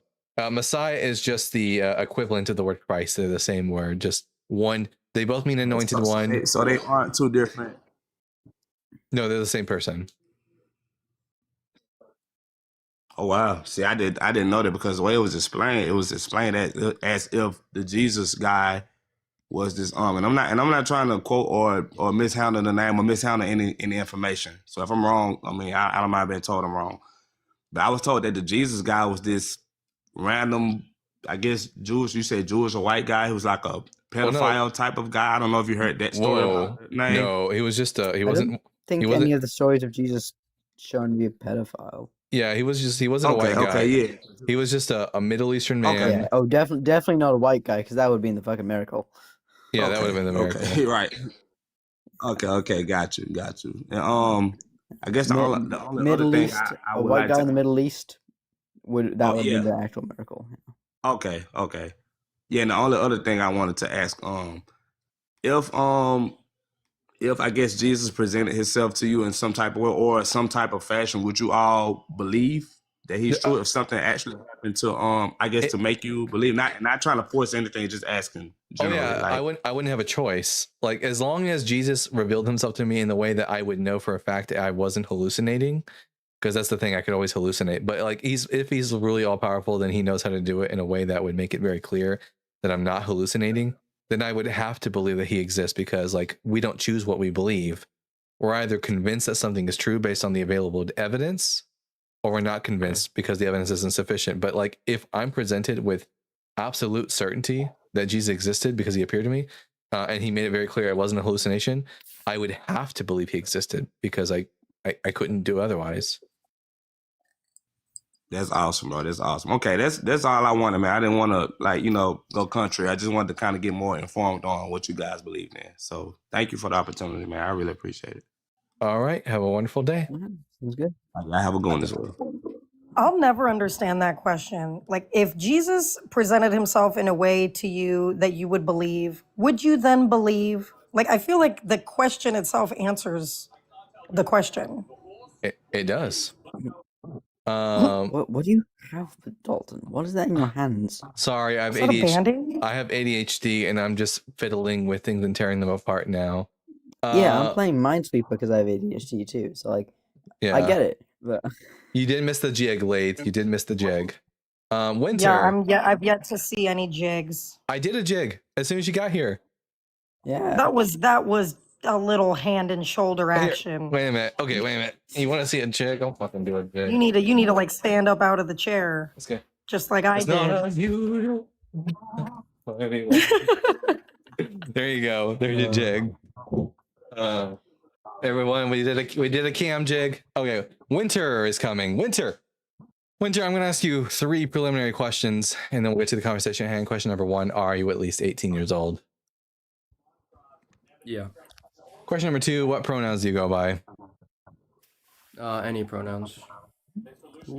She, her. Yeah, that's fine. Whatever you want. But cool. What do you go by though? What do you go by? Usually people use male pronouns for me. Male pronouns could be male pronouns include he, him, she, her, and they, them. I mean, like traditional male pronouns. He, him is fine. He, him. There you go. He, him. Cool. Question number 3: are you a Christian? Yeah. All right. I'm Don the Bible Guy. The Bible is bullshit. Christianity is false, and Jesus is dead. What would you like to talk to us about?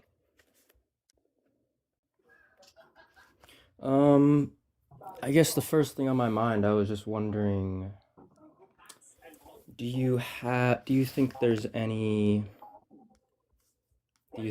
like a good side of the Bible? Do you think there's any worth of like reading the Bible and seeing the wisdom in it and that sort of thing?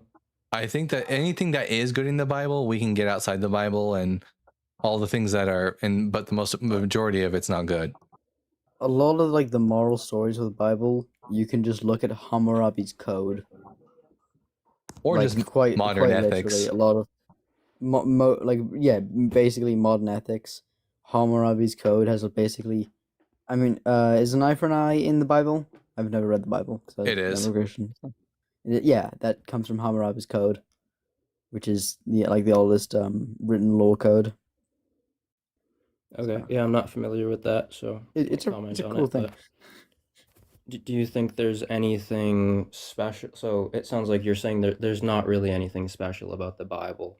Oh no, other than it being the most popular religion. No. Yeah, no, the Bible's nothing special. It's reads like any other book from the ancient Near East. Okay, so you call yourself an atheist. So where would you say you get your kind of ethics from? From an assessment of well-being and fairness. From an assessment of well-being and fairness. So what does that entail? Wellness and fairness and well-being. About treating people equally, and like promoting like the health and the health of and happiness of individuals to the best that we can. Harm reduction.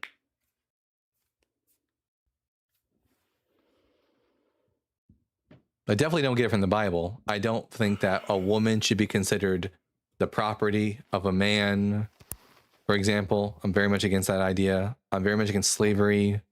I'm very much against raping innocent women as a crime, as to punish other people.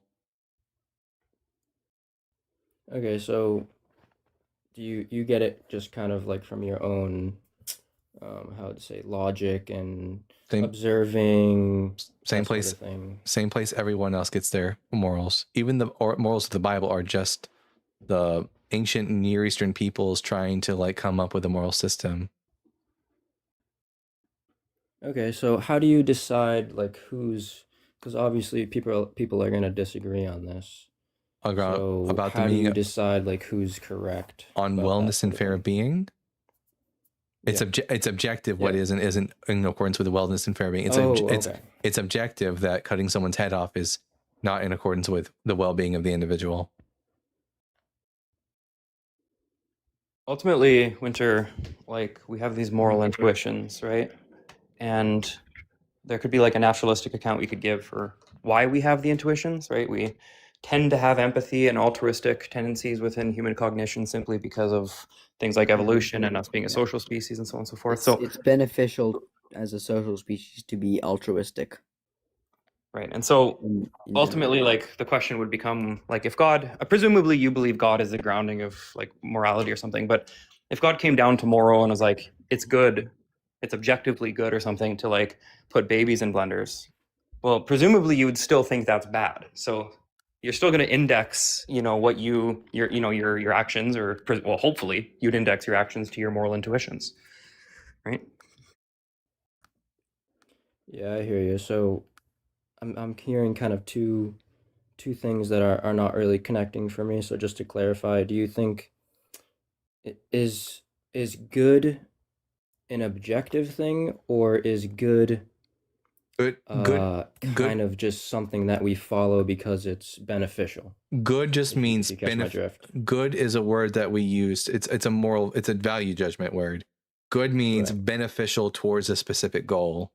And the goal that we have is wellness and fair being. So something is good by definition if it's beneficial towards that particular goal. Okay, so what is the goal? Fairness and well-being. What does that mean, though? Do you want me to look up the dictionary definition of the words fairness and well-being? I mean, it's kind of a vague kind of goal, though, right? Not really. Just wellness, wellness, there's a lot of different conceptions of what you're saying. Would it be in accordance with well-being to drop a giant, man-made disease on a population to wipe them out? Well, it depends on the context, I guess. There's no context in which that is in accordance with the well-being of the individuals who are being gassed. But what if those individuals being gassed are threatening the well-being of another group of individuals? Yeah, you don't need to wipe out a whole group. There's never a situation where you need to genocide people. There are other ways. Well, it wouldn't be. No, Winter. Look, genocide. I'm just saying. As far as war goes. Winter, look. Let's say for a moment that we're entirely wrong in our meta-ethical assessments, right? Let's say we're all here wrong. Moral realism is true. Anti-realism or subjectivism is false. Whatever, right? How does that prove Christianity is true or the Bible is true or what about our perceptions on meta-ethics entail or are relevant to whether or not God exists?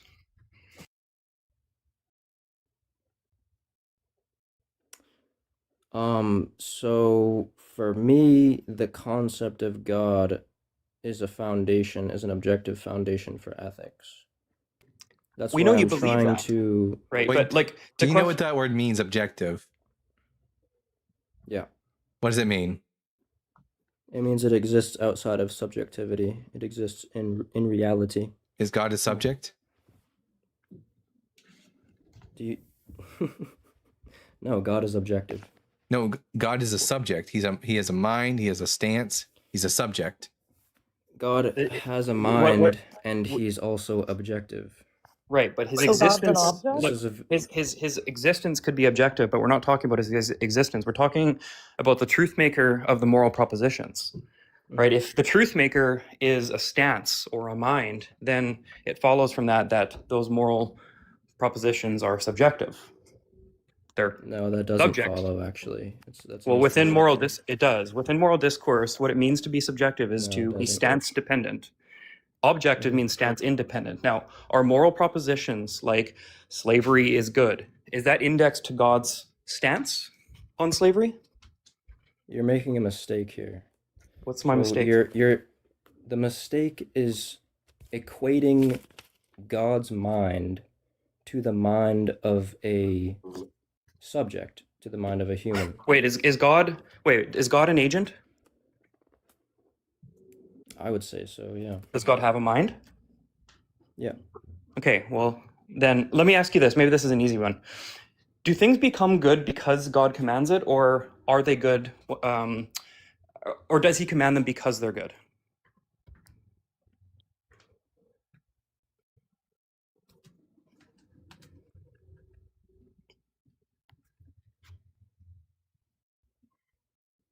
Hello?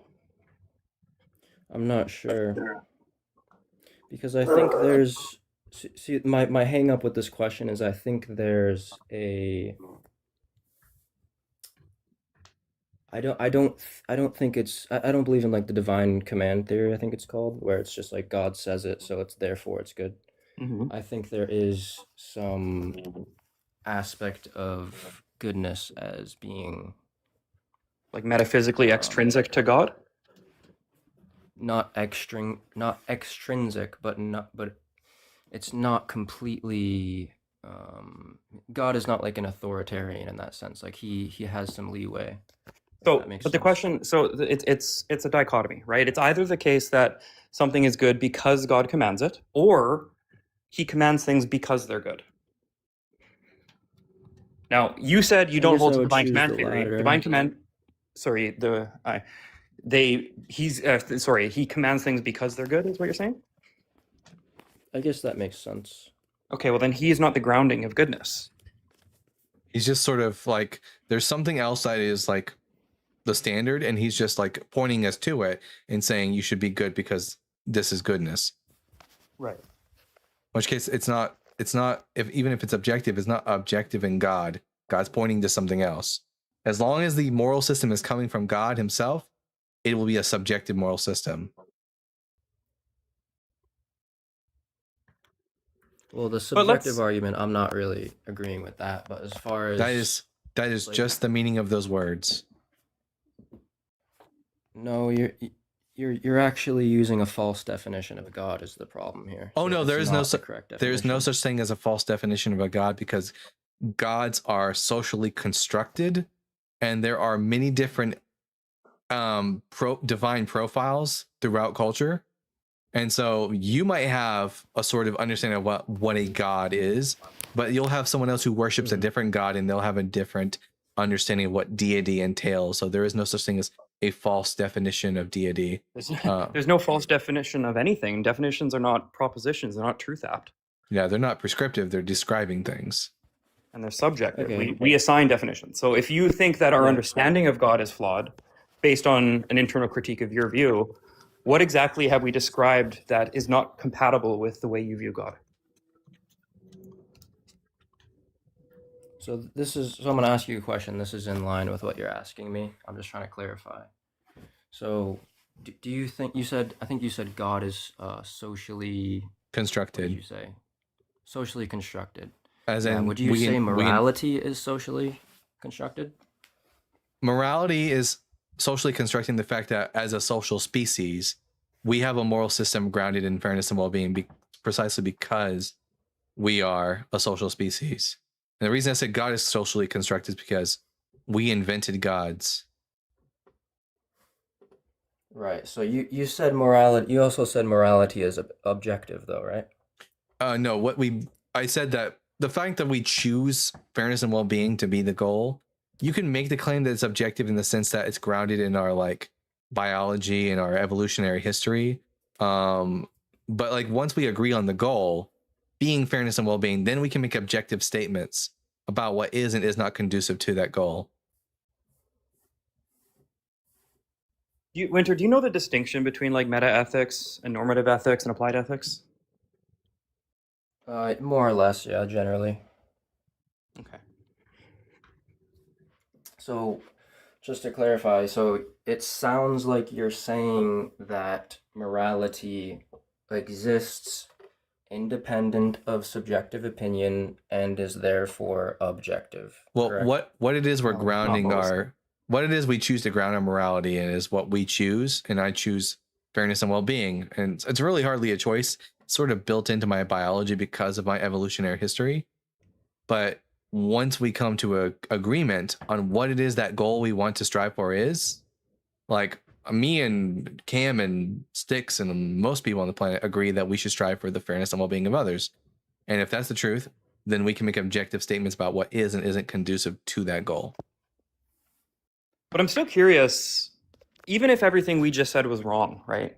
Which I don't know how it could be, but even if it was, how are you getting to this inference that God exists or something? Like, it almost sounds as if you have some sort of complaint with how, or maybe you have some dilemma you're facing with how metaethics could operate without a God. But if God, like, first you should establish whether or not God exists, or establish that, you know, morals are objective and inherently grounded in God. Yeah. Sounds like you're just asking questions about our views, right? This is the pattern I have recognized with people who like to argue for objective morals, is that they are never able to actually make a positive argument for objective morals. The only thing they can do is talk about, well, if subjective morals are true, then this would be true. In other words, an appeal to consequence. They don't like subjective morals, but not liking something doesn't mean it's not real, and it's not an argument for something else. So you said it sounds like I have an issue with the view that you're giving. That's correct. You also asked if I can give evidence for the existence of God. So those two things were connected in my mind, where this problem that I see with kind of the general atheist position, where essentially what you're doing is rationalizing subjective ethics philosophically. I don't see a reasonable rationalization Winter of that position. I think it's a bankrupt position. So I think Winter, there needs to be hold on. Subjective morals existing needs to be an objective. You need to give an argument for objective, other than you don't like subjective morals. So subjective morals exist. I have a moral system. It's subjective. My subjective morals exist. That is the default position until you can provide as positive evidence for objective morals. Think of it like this. If someone who was wanting to provide evidence for evolution, they wouldn't go on by saying, well, creationism is false, because they wouldn't have to do that. They could just provide evidence for evolution without ever having to talk about the problems with creationism. In the same way, you should be able to provide me an argument for objective morals that isn't, well, subjective morals says this. The argument for objective morals is that it's a stronger ethical position than subjective ethics. Wait, what do you mean? So a couple things. Sorry, Dalton. Yeah, go ahead. First of all, most philosophers, nearly 70%, are moral realists. So whether or not we're correct in our articulation of our metaethical views, the fact of the matter is that you don't have to be a believer in God in order to ground your metaethics, right? You could have a moral realist position. Hold on. Can you remind me what moral realism is? Moral realism is the notion, or is the position that there are true moral facts, right? That moral propositions are truth-apt, at least some, and they're objective in the sense that they're not made true by some stance or some perspective or opinion, okay? Now, just to be clear, so metaethically, you can still be a moral realist. Now, even if that's the case, what you've just described is exactly the criticism we've been levying against you for the last 10 minutes. It sounds like what you're saying is, I like moral objectivism or moral realism more than anti-realism or non-cognitivism or subjectivism, and therefore God exists. But it doesn't follow from the fact that I think it's a stronger metaethical view that God exists. You're putting the cart before the horse. If you think that objective morality exists, show that, and then we can ask ourselves, okay, what grounds this objective morality? Or show us that God exists and how God is related to objective morality. It sounds like you're just complaining about subjective morality, or that it's not as strong in your eyes or as like preferable. I'm not really trying to like make a comprehensive argument for my position right now. I'm just trying to have a conversation. But you need to, or else I'm not going to accept that objective morals exist. If you can't give me a reason to think that objective morals exist, all I'm left with are subjective morals, irrespective of how much or little we like them. Like, I could hold the position that it's objectively true that pineapple on pizza tastes good, right? And I think it's better for it to be objectively true than to be subjectively true, right? But until I can demonstrate that it's objectively true that pineapple tastes good on pizza, my kind of position on it being a stronger position, it just falls flat. Well, what I mean by that is I think the subjective ethics is incoherent, actually. It's logically incoherent. What's the logical contradiction entailed by subjective morality? Yeah. Because if morality is just subjective, then you have no basis on which to So make a moral claims. that's not a lot. That's not true. But again, that's just a complaint against subjective morals. It's No, not. that is true, actually. No, You're I confused. ground my morals on wellness and fair being. Look, Winter. Let me put it this way. Let me tell you the distinction. Hold on. Look, if we talk about a proposition, right? Propositions are either made true by a stance, right? So, for example, I like ice cream. It's made true by my perspective or my stance. The moon existing is not. Hold on. The moon existing, the proposition the moon exists, is not made true because I have a perspective about it. It's true objectively, right? Now, what you're saying here, or what we're saying, or a subjectivist would say, is that moral propositions are made true by the agent. So, slavery is wrong. That proposition is made true by the person uttering that statement. Okay. Now, what you're saying is that it's made true by something else. Can you demonstrate that it's made true by something else? Yeah, it's the argument itself that demonstrates that it's made true by something else, because without it, it's incoherent. Wait, it's the claim. Look, oh my God, you're confused. The claim that you're making is that it's an objective moral fact, or that there are objective moral facts. Yeah. Okay. Can you demonstrate that these objective moral facts, that the truth maker is something other than a perception toward those propositions?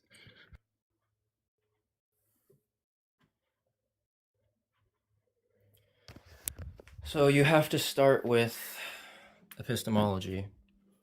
So do we agree that objective reality even exists in the first place? Hell yeah. Yes. So it's not just all subjectivity.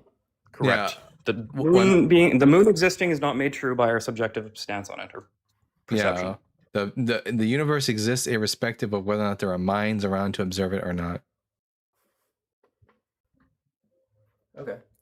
So I think we can probably agree on more than maybe is obvious right now. So how do I go about this? So Winter, I just a quick question before you do. Is the conclusion of this next argument going to be God exists? No, that wasn't my intention. What is? Can we know the conclusion so that we can understand where we're going in this dialectic?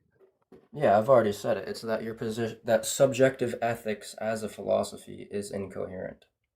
Before you do, can you tell me what a moral anti-realist or a subjectivist thinks about moral propositions? Why would I need to do that? Because you hold the position that it's incoherent. You should probably have an understanding of what it is. I'm talking about moral subjectivism. Yeah, I asked you, what does moral subjectivism entail? Okay. Yeah. I wasn't sure if you were just referring to that or something else. With the term, you use different terms. So moral subjectivism is the belief that morals are what decides if a moral or an ethic is true is basically a consensus of subjective opinions. That's just not true. Every single person on earth could think that graping kids is right. And as a subjectivist, I might have the moral intuition that it's wrong. And so when you ask me, is graping kids wrong? I would say yes. Even if every single person on earth said no. It has nothing to do with consensus. It has to do with the truth maker of the proposition. Right, so who's the truth maker of the proposition? The subject. Who's the subject? Now, it happens to be the case. So where you might be confused here is that there's an intersubjective correlation here, given that humans have empathetic and altruistic tendencies. So we all happen to have the same type of brain chemistry that leads us to have the same moral intuitions. Now, that's not because the proposition is made true by something out there in the universe. It's just that we all share the same types of intuitions towards moral propositions.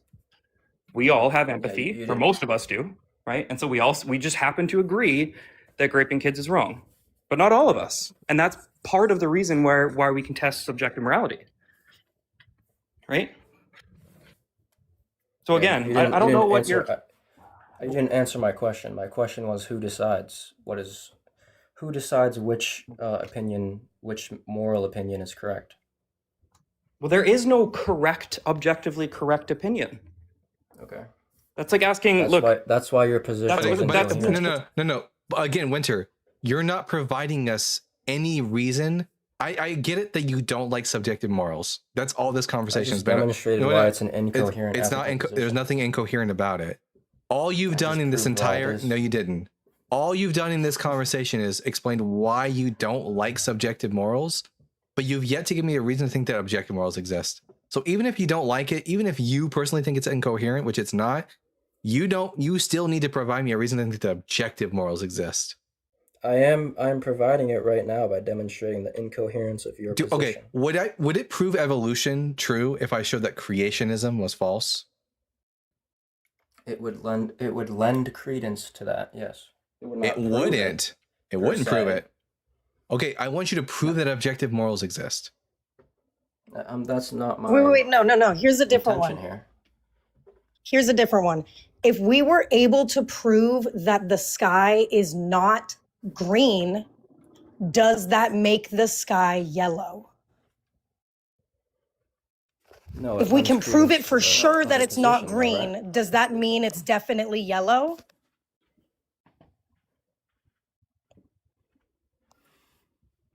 Yes or no? I understand what you're saying, but you're We'll answer the question. If we can prove for sure, we know for a fact that the sky isn't green, does that mean that the sky is definitely yellow? No.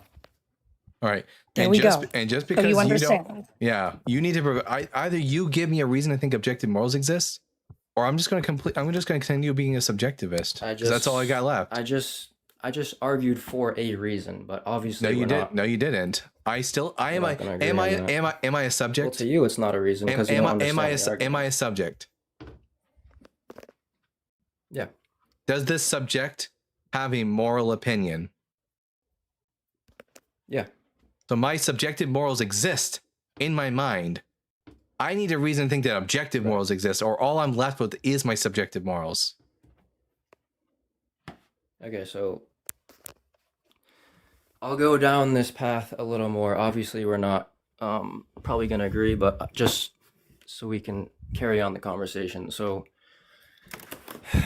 if, you have your moral opinion, someone in 1930s Germany had their opinion about a certain group of people and they wanted to get rid of them. Is this argument going to result in, therefore, objective morals are real?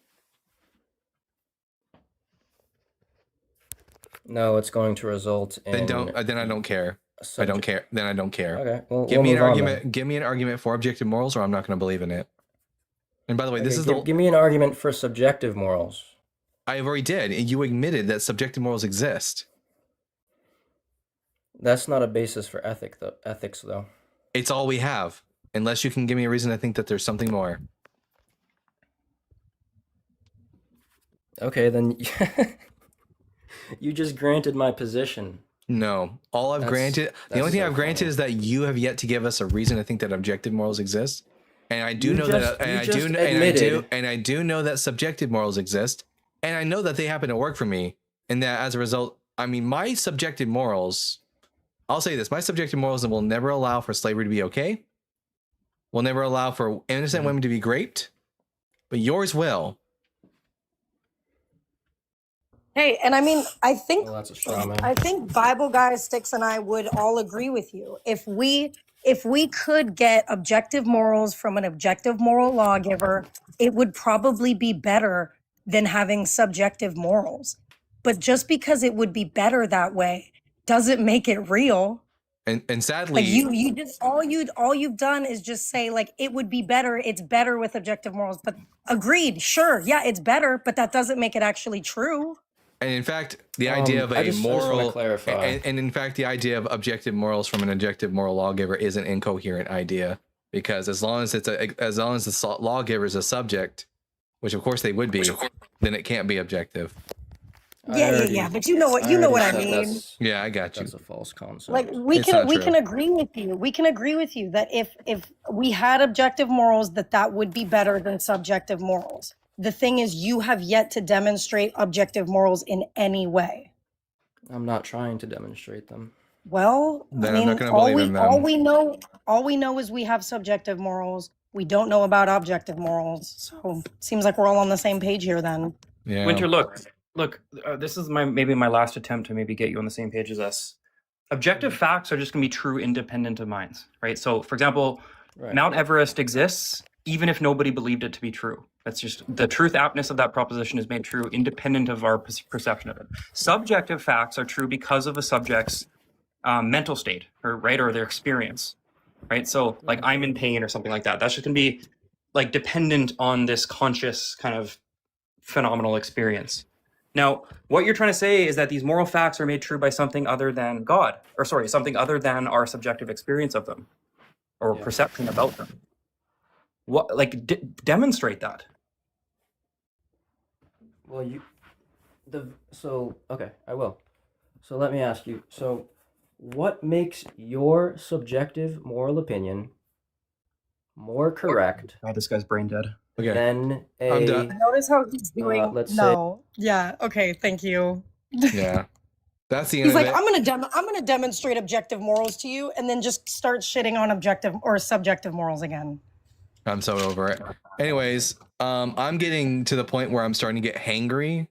So I'm on DoorDash right now because I'm too lazy to cook. And that's probably going to be the end of our show. Now, let me see. We will be doing we will be doing Bible Guy After Dark later tonight. So we'll do more debates later tonight. But who is live right now that I can send you crazy kids off to? And just a PSA for everyone to know, Cam is the most gentle soul I've ever known. Yeah, you better keep saying that. You better keep saying that, or you don't want to know what's gonna happen. So scary. Yeah, Anyways. yeah. I'm not afraid to tussle. Yeah, exactly. That's exactly what a gentle person would say. Yeah, not aggressive in any way. Okay, so let's see who's live right now. It looks like Sork is live, everyone. Sork, SORC, over on TikTok. So everyone, go over to Sork's live. Tell him that the Bible guy sent you. I want to thank Styx and Cam and for Rav Kavod and every one of my guests for being up here today. And I want to thanks to the earliest guests that we had who were actually good interlocutors. We had great conversation with them. It was fantastic. And it went downhill very quickly after that. So with that, I've been the Bible guy. Remember to keep reading, keep learning, and we'll see you all again on the After Dark show later tonight. Bye.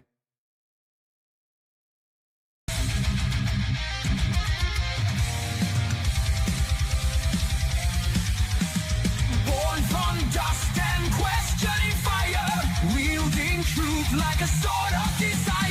Ancient scrolls and cosmic flame, he tears through myth, he breaks the chain.